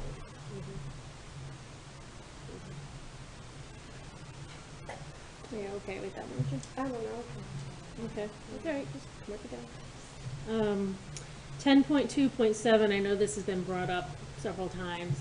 The commission may require the applicant to evaluate the impact of an activity on upstream and downstream wetlands and watercourses, stream corridors, as well as impacts on the overall watershed. On and off-site wetlands, along with the associated upland areas, may be part of this watershed evaluation. The design standards for any improvements may take into account restoration and/or repair of existing problems within the watershed that are reasonably related to a proposed activity. The watershed above this property, am I correct in that? I thought I had seen on a map, and it might have been a USGIS map or something, maybe from Army Corps Engineer or something, that the, I guess, the legal watershed Yeah. was above that property, correct? No, Maybe yeah, it's above. it would be yeah. above it. Yeah. So, Extends into Prospect. okay. So, I don't see on the plans or anything where, the activity would impact the watershed above it. No, Do you? if you were putting in something like a dam or, say, a too small culvert, that might, Okay. cause a backwater Okay. condition. But this is, we moved from a culvert. So with the open bottom, that kind of like well, mitigates now that, Now right? we've gone from open bottom to a clear span. So there's no impact that I could foresee Okay. upstream, and even downstream. Obviously, during construction, you've got to make sure that you've got your erosion controls maintained. During construction, obviously, when you're constructing the bridge, Well, and the site improvements, through the whole thing, you've got to make sure that your erosion controls are proper, which we've made sure that they put in the erosion controls. We also require that they back them with hay bales, so it's not just the fence itself, but actually hay bales. So the other component of that is the site monitoring by the independent site monitor and also town staff. Thank you. I wanted to make sure that was addressed because that had come up several times, so.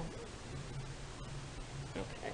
10.2.8, impacts of the proposed regulated activity on wetlands and watercourses outside the area for which the activity is proposed. This includes future activities associated with or reasonably related to the proposed regulated activity, which are made inevitable by that activity and which may have an impact on wetlands and watercourses. Wow, that's pretty wordy.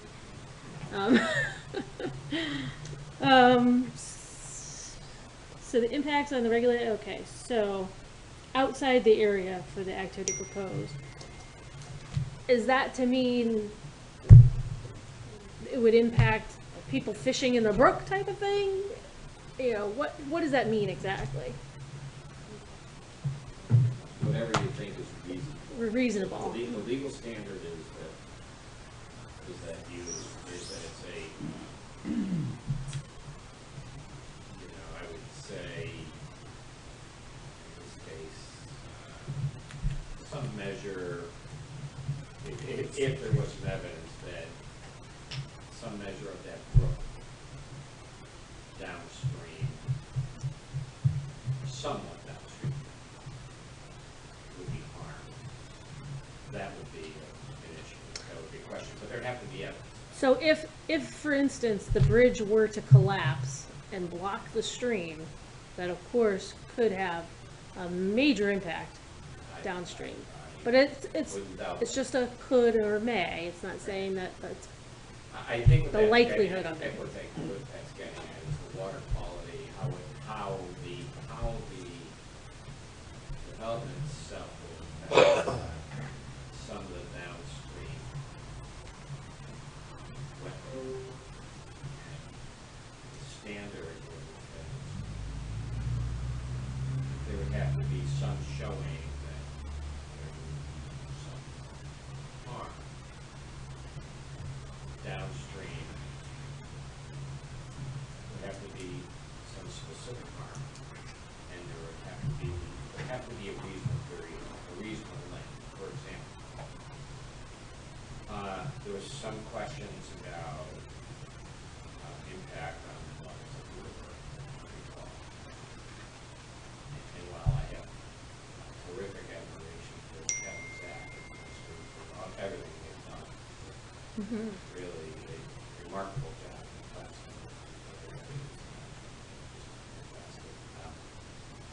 It would likely be deemed unreasonable for this commission to consider something like this type of a project and an impact on that so far away.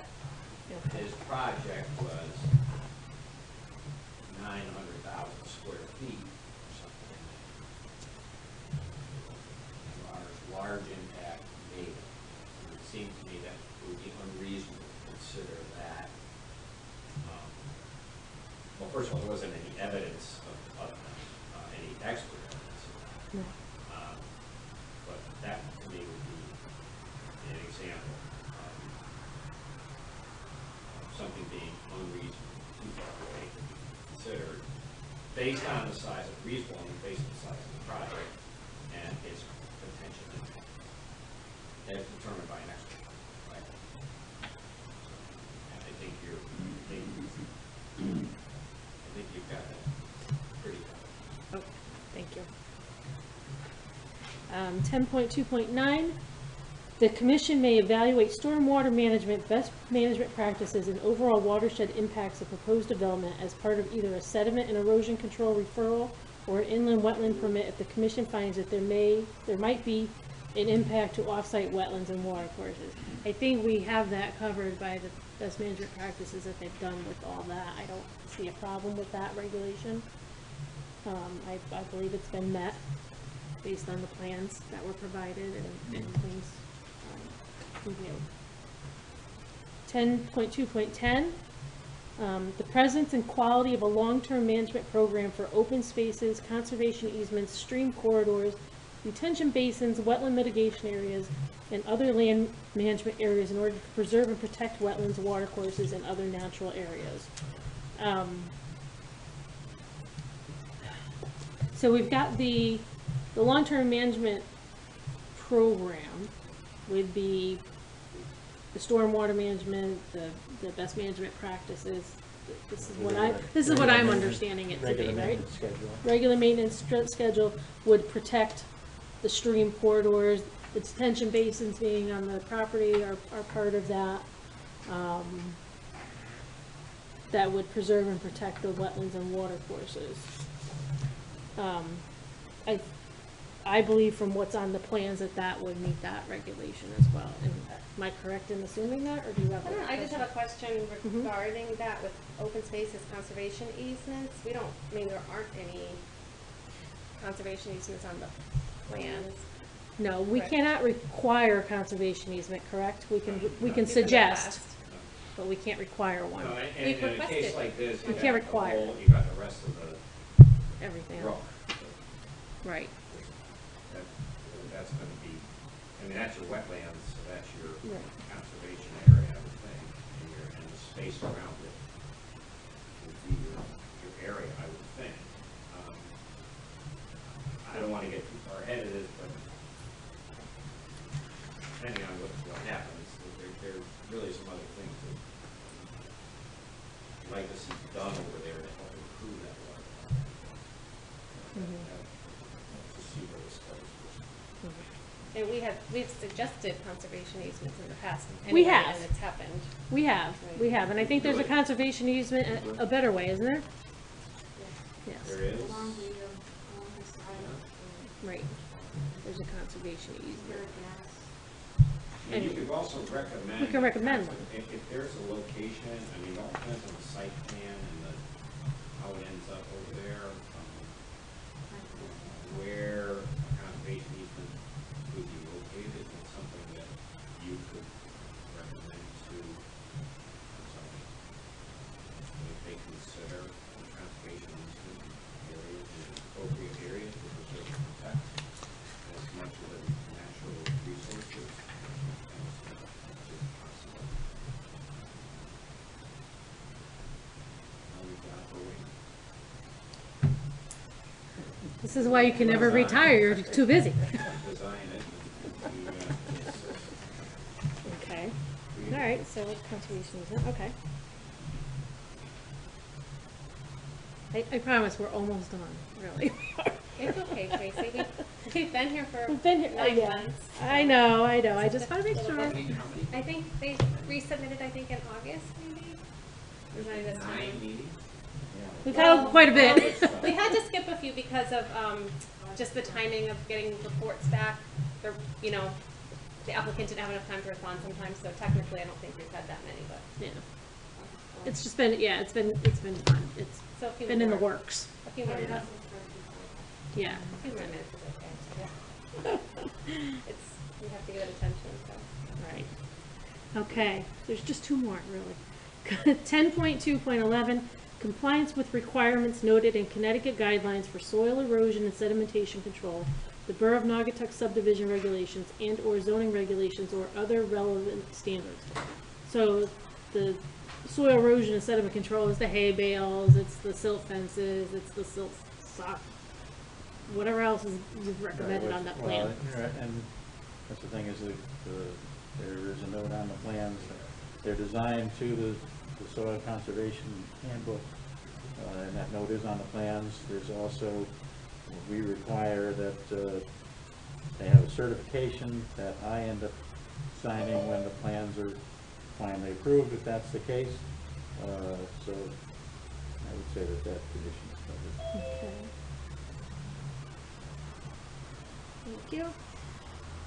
10.2.12, within public water supply watersheds, the offer by the applicant to provide a conservation easement around wetlands and watercourses 50 feet has been suggested by the Connecticut Water Company to protect water quality.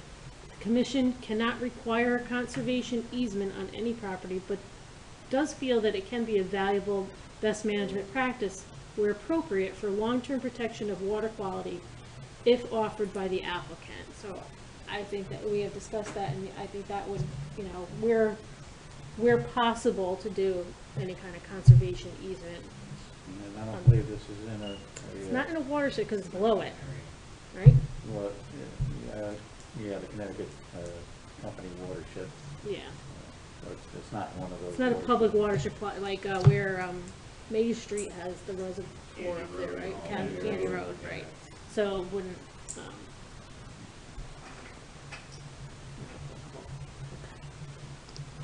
That was it under section 10.2. So I told you I was just about done. Okay.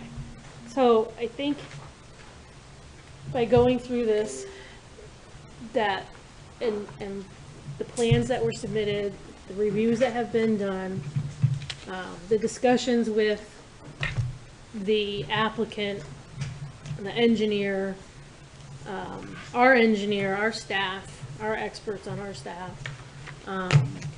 it would appear that the regulations have been met for the wetlands and water courses.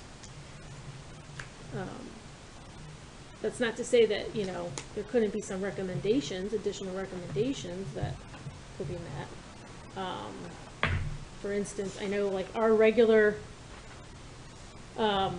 general conditions of approval would be, you know, they have to notify the WEO 48 hours prior to commencement of work.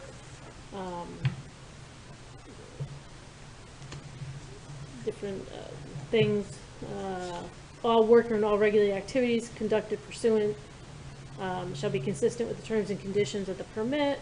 It talks about excavation, construction, fill, all that, you know, those would all have to be met. Those are our standard conditions that we would apply to any permit that we would consider for approval.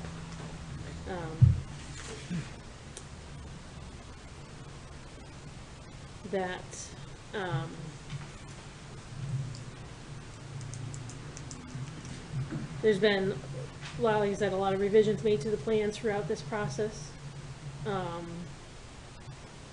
It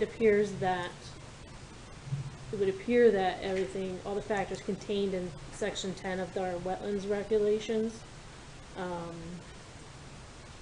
meet the revised plans that were dated January 15, 2021. Those are the most recent plans that we have, correct?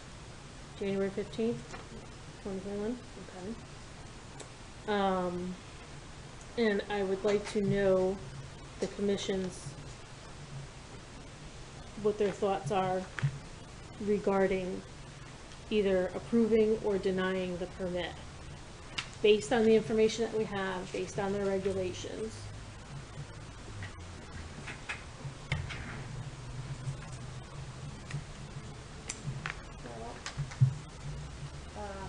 I don't know, I still have reservations about not just testing the soil. I just feel like it's a simple that's been suggested, but that's sort of why I'm a little On the soil testing. well, it's been suggested it's done, and I don't know, you know, after we've issued an approval, what recourse you have. But we could make it subject to the testing. No. Right. Ned. It could be a Yeah, condition so, of it. I was thinking about that while you were. I just feel like we would require that on any other site. But the problem is access. Well, Well, that's Yeah. then maybe, I would get the applicant to grant it, but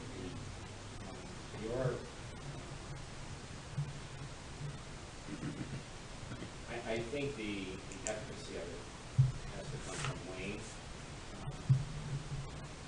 Lori, Wayne.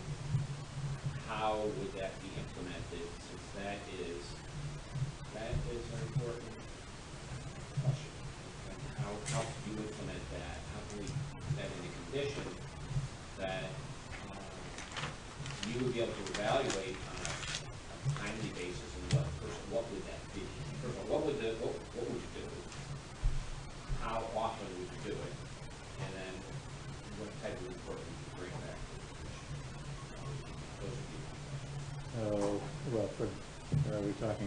soil testing or the, like the monitoring? Well, the couple things was soil, the first was the soil.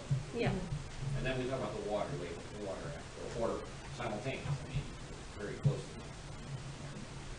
Right, so. There again, if you add a condition, which we've also, we've talked about with the zoning commission, is making sure that they, are able to get testing equipment onto the site. So, they could use something like the, foresters use, you know, those, they have their temporary, wooden bridges. That's probably easier than getting a train, and a lot cheaper than, my God. Cost of a crane would be phenomenal, so it would be much more cost effective to do, not a Bailey bridge, but it's a timber bridge basically that the foresters use to get a backhoe, or even a small drill rig across there. So the commission could certainly put that in as a condition that must be done. What? Soil testing. Soil testing, about results in your presence, with prior notice, advance notice to you, in your presence, results given to you, and for land use office. Right. Right? Yep.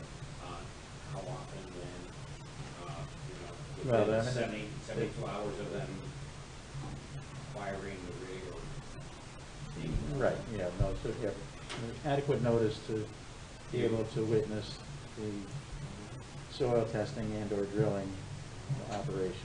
What's adequate notice, because your opinion and my opinion may be different.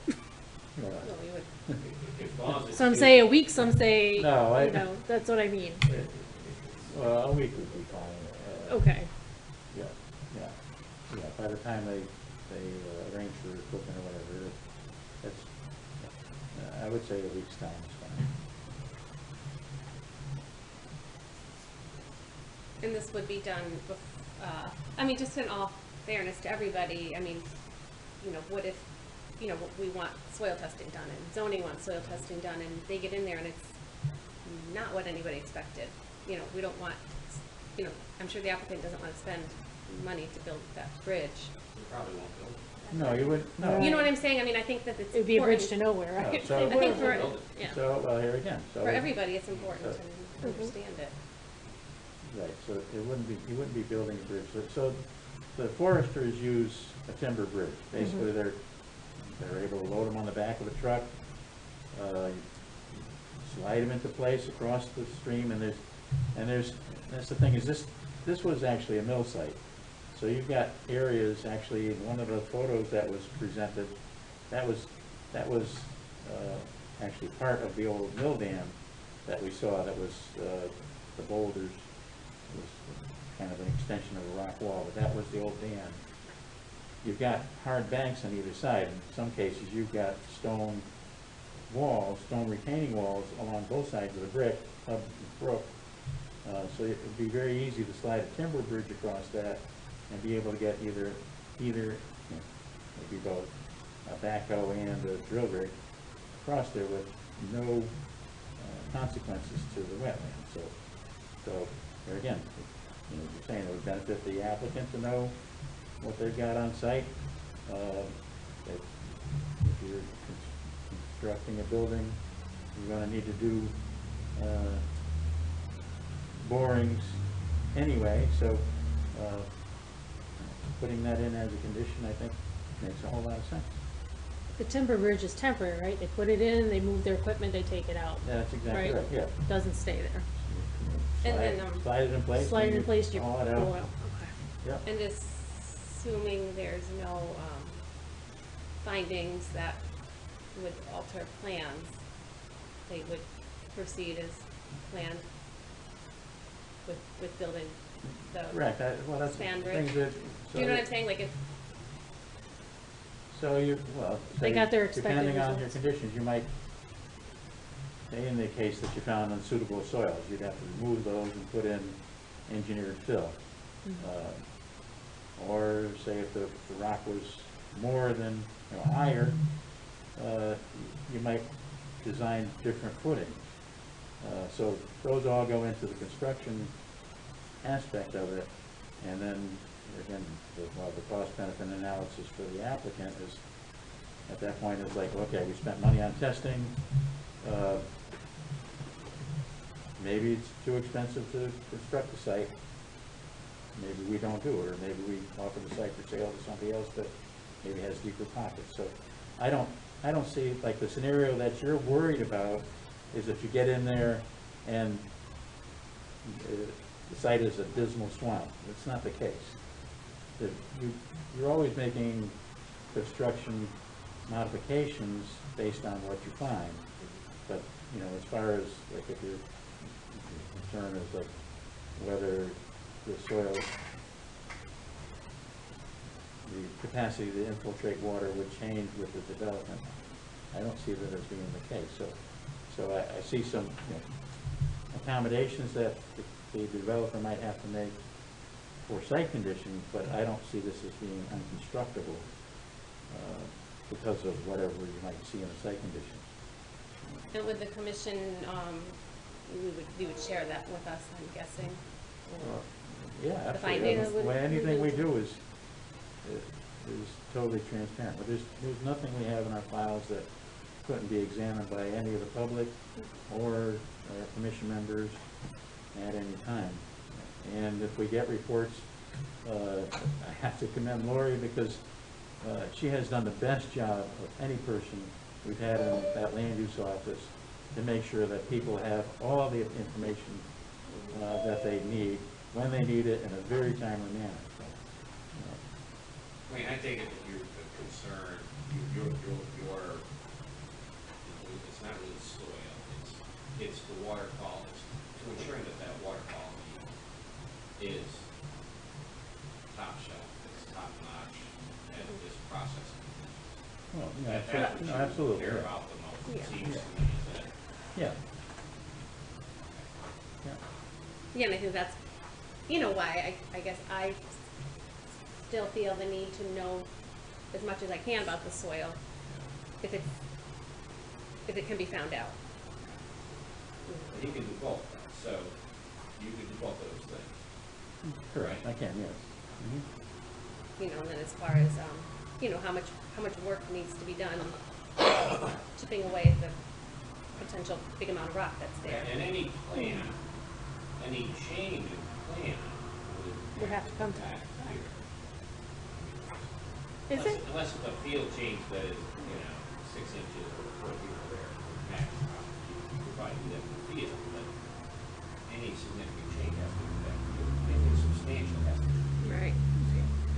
I have one little question. I'll probably, if with those soil testings, could additional wetlands be discovered by those testings? No. No, okay. No, this is it's a side slope, characterized by superficial rock. It would be interesting to do soil testing to see, where the ledge is, but there's no vernal pools on the property. There's no other wetlands other than what's been depicted. I've been across that property. So It just wouldn't oh, by the way, here's another, 500 square feet of wetlands that we have to, put something on that. So that wouldn't typically result correct. from this type of testing. No. However, if it did, it would still have to come back to us for review. Correct. If it did. All right. Okay.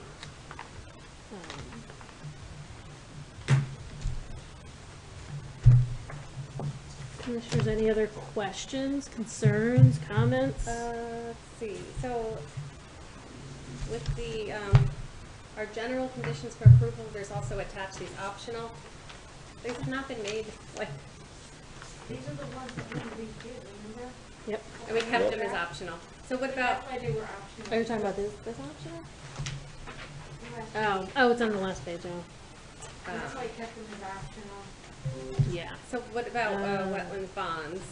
Well, that would be one of them, I think there's like specific conditions. You know what I mean? If you make the motion, you would do the general conditions, including site-specific environmental conditions. Okay. And that would come late, you would get that late. Yeah, we won't. You would get that tonight, you'd get Mhm. that after the evaluation. And is there, I think I brought it up before, but I can't remember now, the potential to do, pre-construction survey similar to the blast survey, to look at people's wells. So if they're, my concern is if they're not blasting, but they're, like you said, they're, I don't know, chipping away, I forget what terminology you used exactly, but if Well, they'll be at the ledge. Well, in either case, if they encounter ledge and they gotta take it out, then they've gotta do the pre-blast survey. So even if they're not blasting, I'm saying if they're just doing heavy work, like, No, so you could put that in as a Yeah. condition you know what I to mean, like say they're to doing zoning just, that, Recommend that to someone. yeah, That is good, that is good, recommendation. recommend. you know, because they could be banging and banging away, and if people have these, a well, we don't know where their wells are exactly, right, I think, but some people are concerned their wells are maybe right there. Well, they're all out, Lori and I checked, so they're all out in the front yard. Oh, you know where their wells are, okay. We did. But I don't know, we don't know what happens, but Well, it could be. No, so whether it's blasting or hammering, that pre-blast survey would need to be done. Oh, okay, whether it's, That should go in the. Yeah. Recommendation that any activity on the property would require a pre-survey of the properties above, 20 homes. equal to the pre-blast survey. but that, And we also, remember not to have Poland, but, Whitney. Place, there's, I don't know how many homes on there, Six or eight. They're a little down, they're further away though. All of the project is over on one side and Whitney Place is up there. They do. They're the bonus. what do you call that, Wayne, what would you call that, not blasting, but No hammering. hammering? Yeah. Hammering will.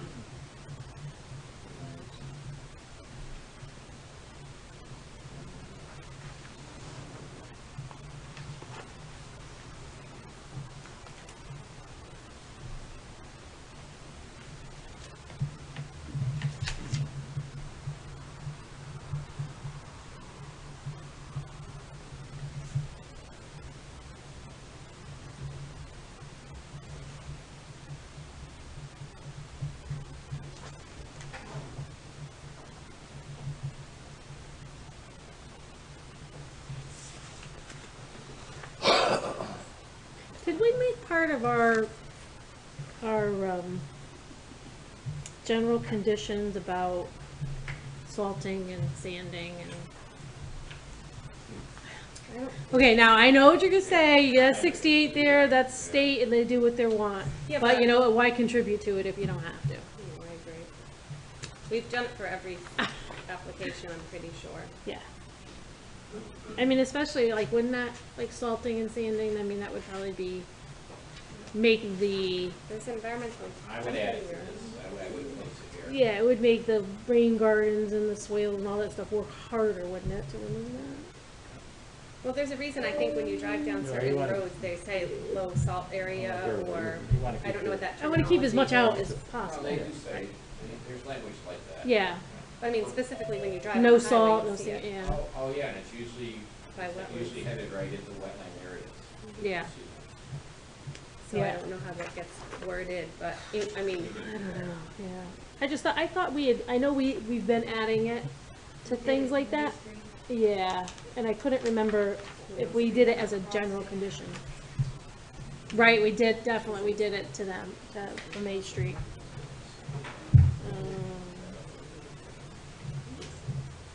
Yeah, I could have swore we had that in there, I don't remember how we worded that.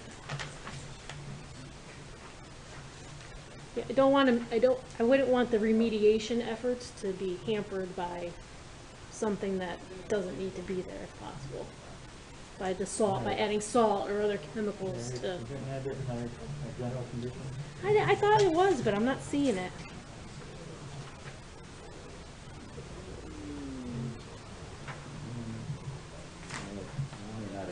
No, and I mean, I think it's something, I mean, what we have is, inorganic fertilizers or pesticides not allowed. We added that to a general. May not cause pollution or otherwise impair or destroy the wetlands or water courses. Would it maybe fall under that? Okay. Maybe. Okay, I'm just gonna read quick the general conditions, just expire simultaneously with the date of the zoning or planning approval for the application. Any request to renew or extend shall be filed in accordance with the IWC Borough of Naugatuck. Permittee or any successor thereto shall notify the WEO a minimum of 48 hours prior to the commencement of work and also upon completion. All work and all regulated activities conducted pursuant to this authorization shall be consistent with the terms and conditions of this permit. Any construction, excavation, fill, obstructions, encroachments, or regulated activities not specifically identified and authorized herein shall constitute a violation of the permit and may result in its modification, suspension, or revocation. So that's where it comes in. If they have to bring in fill, it falls under this. In evaluation of the application, the commission has relied on information provided by the applicant. If such information subsequently proves to be false, incomplete, or misleading, the permit may be modified, suspended, or revoked, and the permittee may be subject to any other remedies and penalties provided by law. Permittee shall employ best management practices as described in the Connecticut deep guidelines for soil and erosion sediment control dated 2002 or is updated and amended, and is consistent with the terms and conditions of this permit to control stormwater discharges and to prevent erosion, sedimentation, and to otherwise prevent pollution of wetlands and water courses. In the event that the permittee causes or discovers additional wetlands disturbance which occurs during the course of the development, permittee shall immediately cease work and inform the WEO of the nature and extent of the additional disturbance. So we already have the erosion controls in that's part of the plan. Permit is subject to all public and private rights and to all applicable federal, state, local law. The permit does not derogate any rights or powers of the Borough of Naugatuck and conveys no property rights or exclusive privileges. Except as authorized by the permit, the permittee may not cause pollution or otherwise impair or destroy the inland wetlands and water courses of Naugatuck. Maybe that's where I was thinking that the salt kind of, it's a broad term, so I would, recommend not using salt on that, I would think, if you didn't have to. Send that to DOT. I'll be more than happy to. My car will be happy to have it, that's for sure. If the activity authorized by the inland wetland permit also involves activity or a project which requires zoning or subdivision approval, special permit, variance, or special exception, no work pursuant to the wetland permit may begin until all such approvals are obtained. Sedimentation erosion control measures must be installed prior to the commencement of site activity, and the land use office must be notified within 48 hours of installation. Said measures must be regularly inspected by applicant within 24 hours after a major storm event. All measures must be maintained during construction and be properly removed with all affected land restored prior to requesting a final inspection. The applicant must designate an authorized representative responsible for all sedimentation and erosion control measures, must be registered with the Naugatuck Land Use Office, in addition to being listed on the drawings, name, address, business, telephone, off-hour telephone, pertinent information. All sedimentation and erosion control measures must be provided and installed in accordance with DEEP guidelines for soil and erosion sediment control 2002 or updated. Applicant shall submit reports as determined by the commission with the status of the construction to the WEO. Prior to the issuance of the wetland permit, all inland wetland development fees and regulated area fees shall be paid to the Borough of Naugatuck. Wetlands flagging must be maintained throughout the project. Applicants shall supply a written and detailed maintenance plan. Inorganic fertilizers or pesticides are not allowed. Those are the general conditions. Then we have these optional ones. Any vehicle or equipment requiring washing shall not be washed into any wetland. Wetland watercourses shall be cleaned out regularly of any debris, so we definitely don't want any crap falling in the river or the wetlands or anything, you know, any construction debris. Drains to wetlands, watercourses, signage on each catch basin. Conservation easement signs to be installed where applicable. Plant additional trees, shrubs, plantings to provide additional erosion control measures and/or improve, maintain water quality, and then the inland wetland bond. So those are the optional ones that usually end up being general conditions that we have. I have a question on number 8. Yes. It says, if the activity authorized by the wetland also involves activity or project that requires zoning or subdivision approval, we have talked about the potential of allowing a temporary bridge. Yes, that would be affect- subject to, well, would be Right. an exception to this.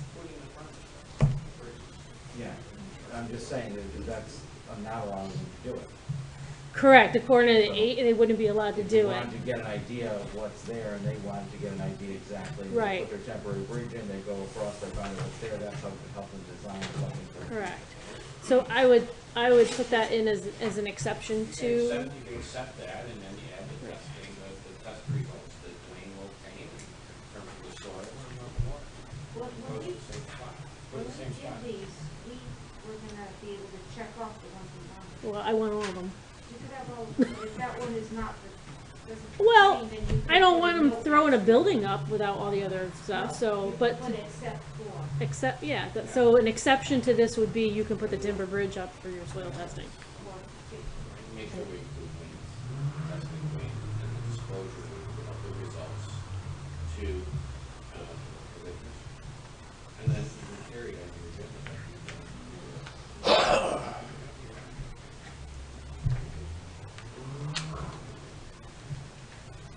Testing the soil, reports, and inspections. Reports and inspection, for reports and inspections to you, is that how it should be reported? Inspections to borough engineer. Or maybe inspections and reports. It's words. May, like. Okay. All right. Okay. We've got other things I think that have been suggested, provided if this were to be approved. It still has not been approved or denied yet. There's some other considerations. I think some of these have been in here, but, and I know, I'm sorry it's taking long, but we're gonna make sure we do this right.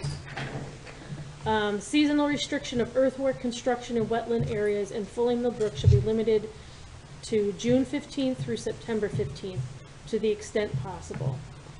To the extent possible, all drainage improvements shall be constructed and functional prior to construction of the main part of the site, including the building structure.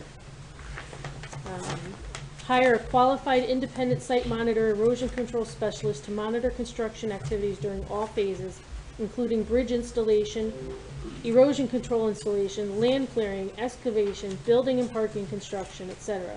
Report shall be provided to the Borough of Naugatuck Land Use and Engineering Department on a schedule to be determined by the borough engineer. The site monitor shall also conduct erosion, sediment, runoff, and turbidity monitoring. The land use and engineering staff on a regular basis shall also conduct site inspections.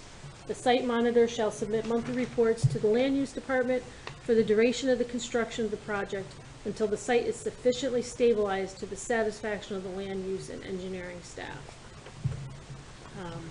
4, a cleaning and maintenance schedule for the hydrodynamic separator and the detention basin as depicted on the submitted plans shall be established and reported by the site monitor as part of their reporting requirements.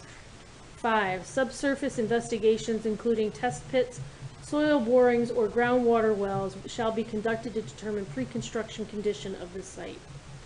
6, an erosion and sediment control bond shall be set for the project as calculated by the design engineer and as recommended and approved by the borough engineer. All cleared trees, brush, and grubbing must be removed from the site. No burial of trees, brush, grubbing, wood, or construction materials is permitted on site. No construction chemicals, refuse, or concrete tailings are permitted to be buried or left on site. Concrete trucks are not permitted to wash out on site unless a tarp-lined washout basin is provided on-site specifically for that purpose. The washout basin shall be cleaned and concrete tailings removed as necessary, and the basin shall be removed from the site as soon as all concrete casting for the project is complete. 10. All dedicated equipment staging areas shall be provided on the proposed development plans. 11. An extra barrier of staked hay bales shall be required on the downslope sides of stockpiles and along areas adjacent to wetlands and watercourses. Stockpiles shall be covered with tarps at the end of each workday. 12. Percolation tests shall be provided for soils at the proposed rain garden location and bioretention trench location prior to installation.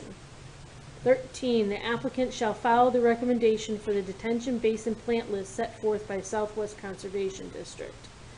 14. Regarding potential effects of the development to adjoiners' water wells, foundations, driveways, or other structures, all applicable zoning conditions shall be included as part of the approval process, including comprehensive pre-blast surveys in the event that site blasting is required. A zoning approval condition regarding protection from loss or damage caused by development of the site by the owner-developer to adjoiners' wells, foundation, driveways, or other structures shall be included as part of the approval process. This really covers quite a bit, and I hope this covers everybody's concerns. I have one question. 215, is that, to start, is it, in your opinion, should they, do you think they may commence earlier than that, or is that a reason? In other words, Is that like for dry season? yeah, It's we dry just, season. Just waiting. Now we know how you have all the answers. They're not up here, they're here. Dry season. I understand. Is that sufficient? I would think so. I mean, I didn't know if it's June 1st matter. I mean, in order to get an evaluation here, to something right. Do we say dry season typically Yeah, I between think that- as may change? I think we did. Yeah, we're gonna say It says to the extent possible. 15th, Okay. 1st, yep. If that qualify, you know. Yeah, we're still a little dry as far as the state goes, so either one, yeah. I would think that if they wanted to start sooner, they could probably call the land use and discuss it with them, Well, correct? I don't know, I'm very, I'm okay with, kind of curious just to see what these results are. excuse me, Well, we're already in May, They so. can get to you. yeah, Right. True. yeah.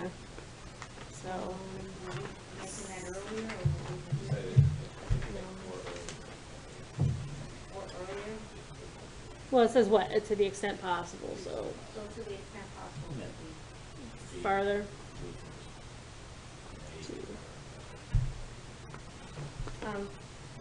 I just was, I thought we had talked about, so for number 5.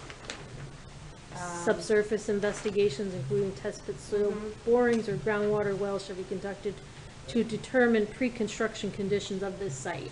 Like prior to any activity, I mean, because we want that to happen first, besides that.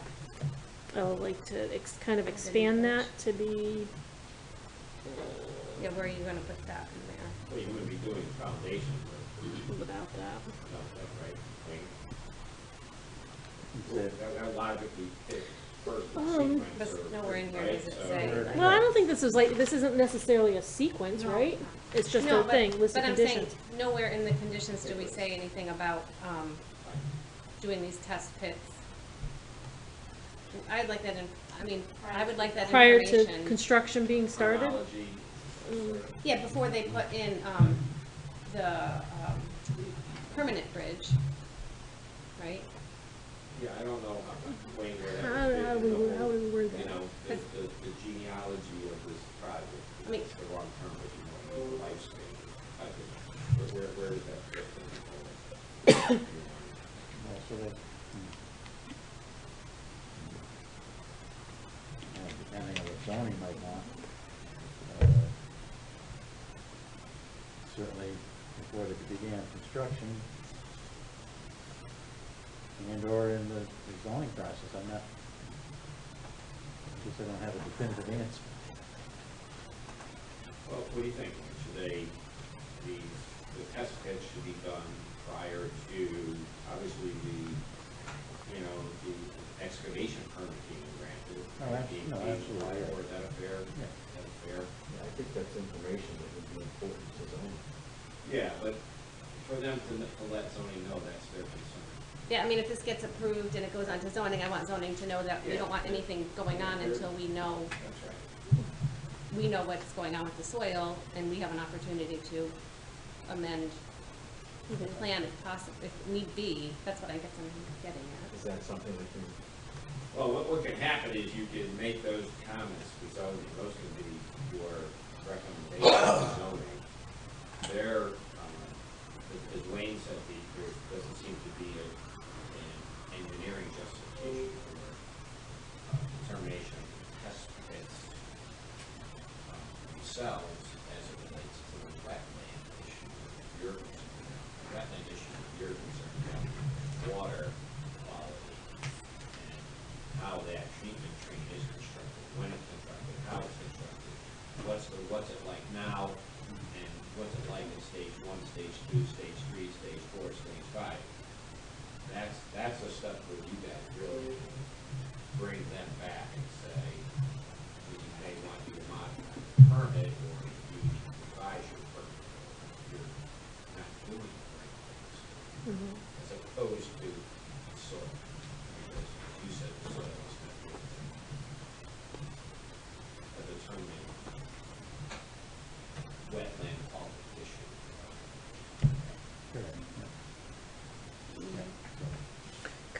Could the soil, tests result in a relocation of rain garden, the swales, No, I don't see that either. oh, okay. Yeah. I didn't know if like that was part of it that would determine, okay, well, we need to put the rain garden here instead of over here. I don't know. The site, here again, what they boil down the site to as far as location of the building, the parking lot. Is that, and it's the more treatment topography and not soil, is that? plant. Well, yeah, no, all those are considerations. Okay. I'd say maybe, I think the soils over the site are fairly consistent, so you might maybe move the bioswale a little bit, or the rain garden, but I don't think that's gonna be the case. Okay, it would depend, and you know, if the soil was like a poorly draining or a super draining type soil, it might suggest it maybe Right, pivoting I it think a certain these way are type of thing, okay. Moderately well-drained soil. Okay. what they're called. I was just trying to understand the importance of the soil testing as it relates to the wetlands. Right, well, that's, So- I'm trying to So I- understand No, that, it yeah. says in this I'm not- report, you know, what's up. yeah, other than knowing where the water table It's is gonna go. and where the ledge is, you got the porosity of the soils, so you know that the soils are fairly well drained, so that water falling on the soils percolates into the soils and eventually ends up at the stream. So I'm not seeing in my mind that the data that you get from the soil testing tell you the ledge, the water, and confirm, the types of soils, but as far as their effect to the wetlands, I don't see that. isn't the purpose of the temporary bridge to be able to get over there to figure out what's exactly there Right. and where the rock is, where the ledge is, what the soil is? Yes, but Wayne's point is that he doesn't think that the type of soil is gonna make a determination as to Right. the quality of the water for wetland. Which I understand, but the purpose I think that Marcia's been asking for, she wants them to go to figure out what's really there. Yeah, and what they because- need to do. And she'll get that, because that's what they're gonna have. But do they have to do that with having a application before zoning and approved, or can they do that first and then come before zoning? To see, this is what we found and this is what we want to do at that point.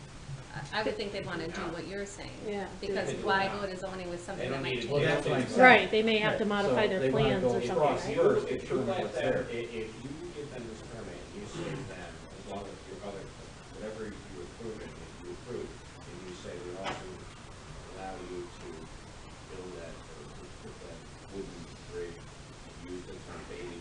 get across the river.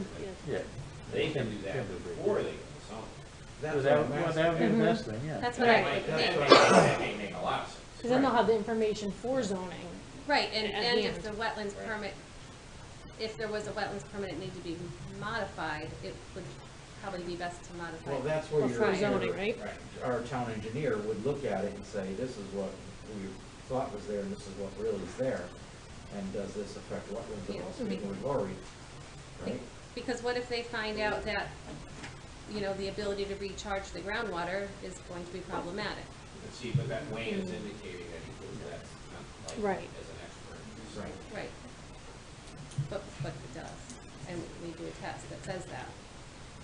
You know, what if the test, I'm not, you know, picking on Wayne, but what if the test, you know, says something that We don't know didn't what they would expect, show, yeah. But Right. your expert is telling you, Right, in but, his opinion, it's not going to happen. right, but we're asking for the test anyhow, so. Okay, so what happens is Right,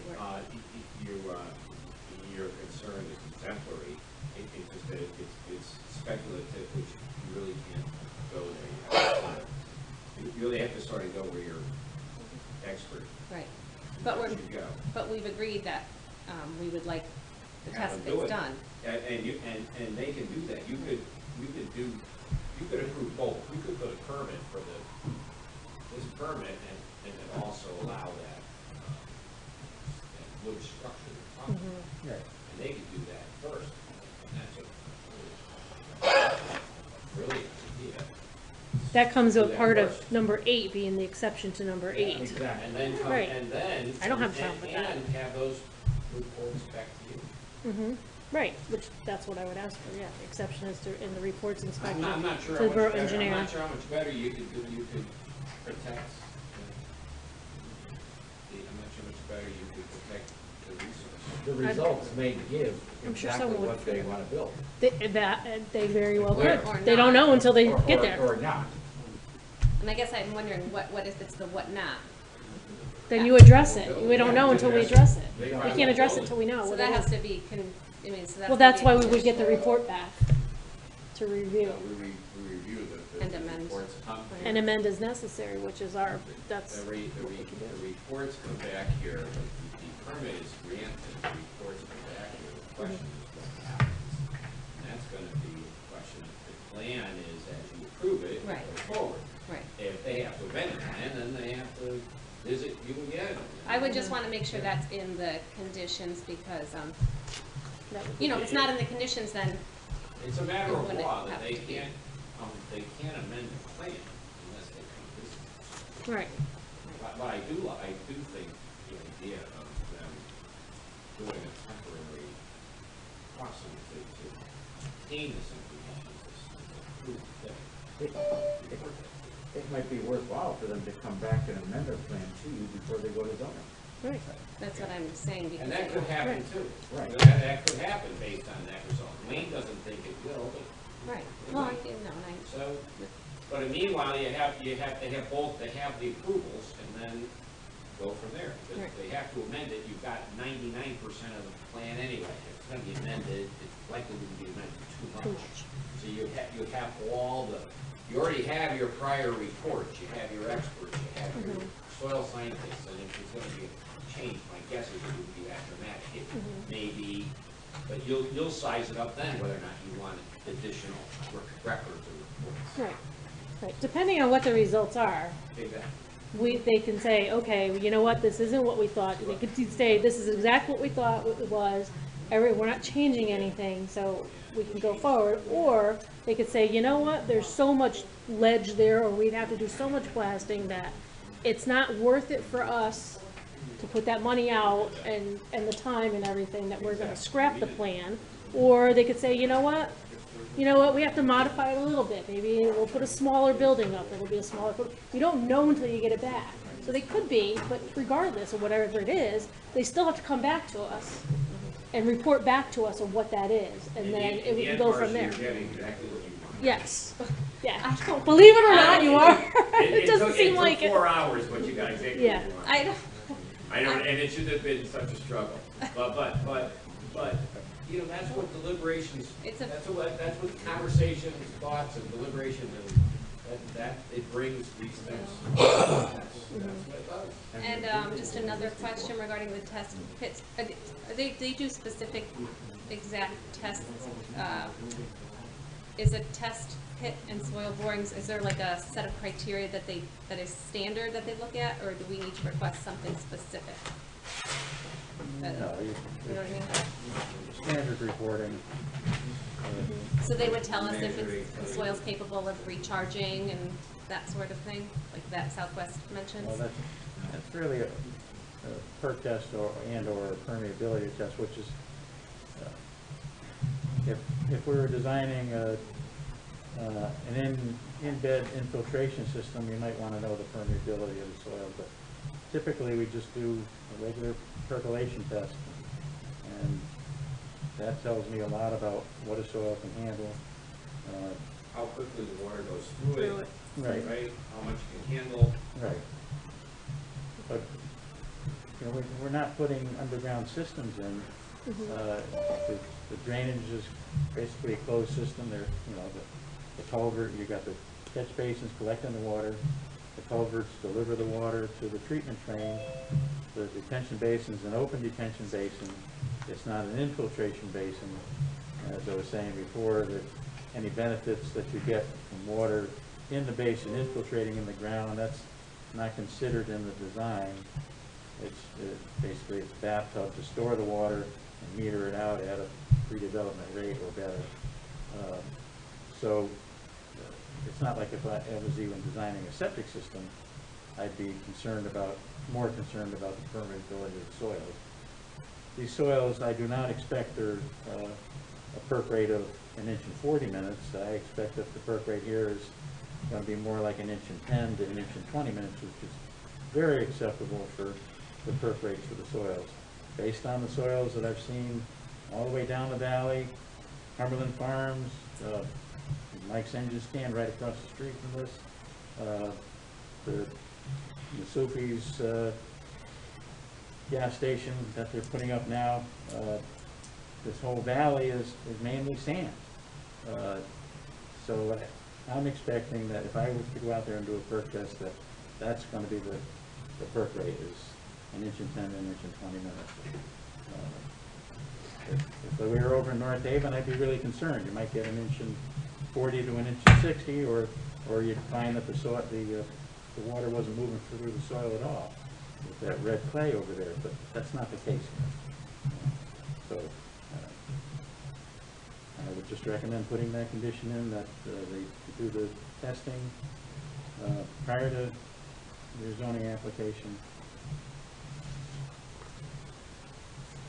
Okay. And then on 14, Tracy? The general conditions? No. Oh, okay. Other ones. The other 14, okay. Where it was talking about the event that site blasting Yep. or hammering of. Pre-blast surveys, let's see.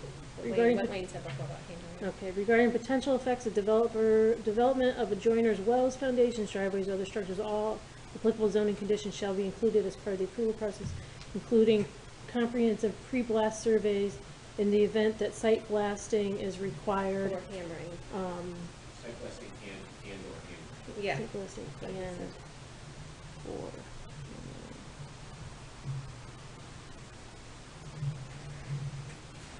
Okay.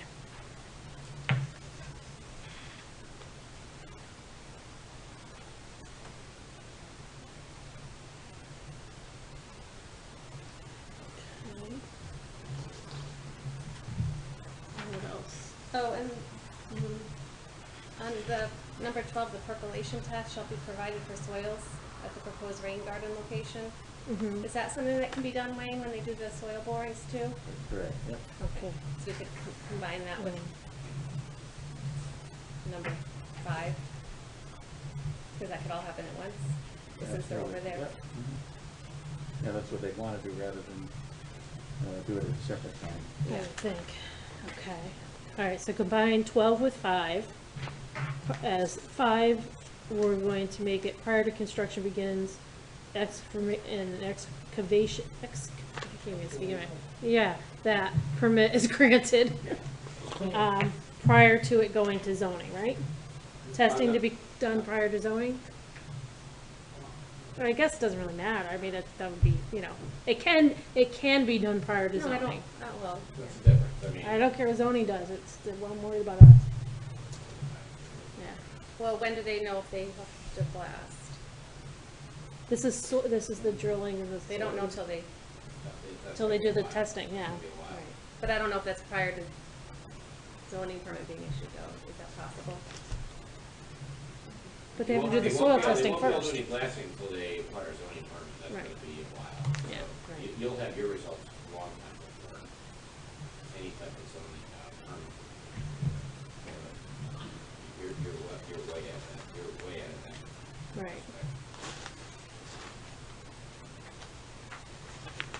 What else? Do we have to modify anything else?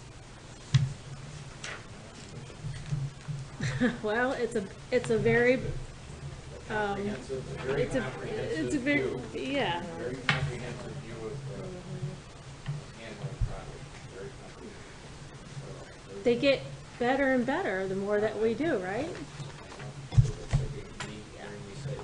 But they do. It really kind of, you know, it educates you more. Gets more expensive for the developer. You know, again, as I said, the expense isn't my concern. So I guess if you really want to develop it, then this is what needs to be done, right? So, okay. So, let's say this again. If we were to approve this, we haven't decided yet, that we would add, of course, our general conditions with the modification to number 8, allowing the temporary bridge in order for the testing to be done, the soil testing to be done, along with the reports and the inspections back to the borough engineer and the commission. That would be an amendment to number 8. Add the optional conditions, which we typically do, 1 through 6.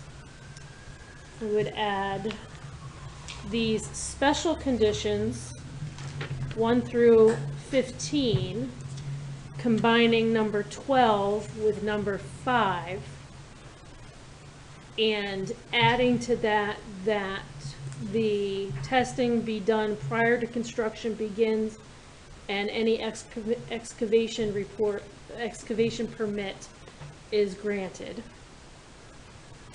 An amendment to number 14 by stating all applicable zoning conditions shall be included as part of the approval process, including comprehensive pre-blast surveys in the event that site blasting and/or hammering is required.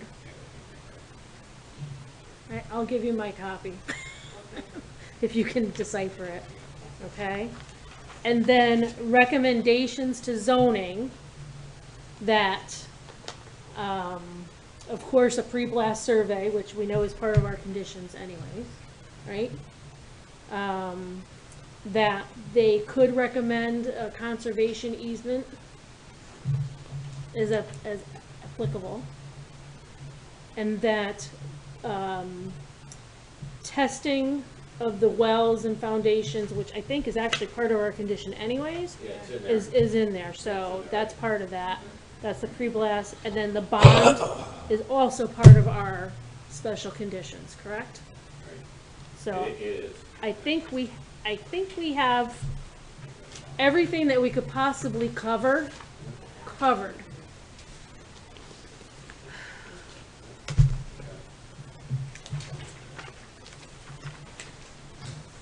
I think I ran out of paper, so. It's almost time. All right. Given that information, I know there's another piece of paper right. Maybe it's even attached to this.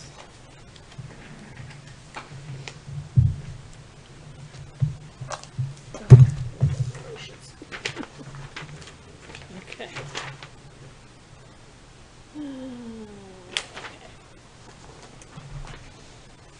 Is there a motion we reached a decision. Is there a motion regarding application IW-2103? That's what it's, oh, I'm sorry, 2108. My eyes, 2020-08. I'm sorry, it's so late. I can't see anymore. I apologize. 20-08. As I've stated, is there a motion to approve or deny? I'll make a motion to approve it under the temporary, Under the conditions that I under- read? Yes, under those conditions, correct, sorry. Okay, is there a second?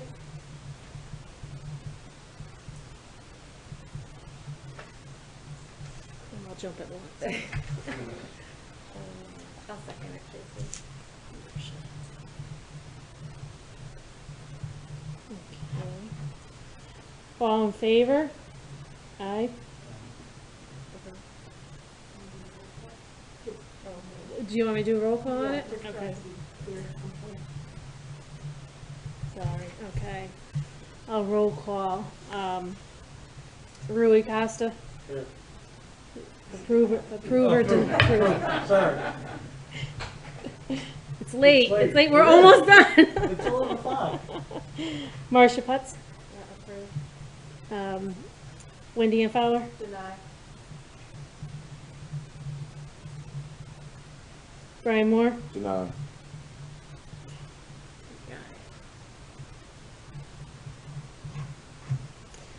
Tracy DeBarber is approved.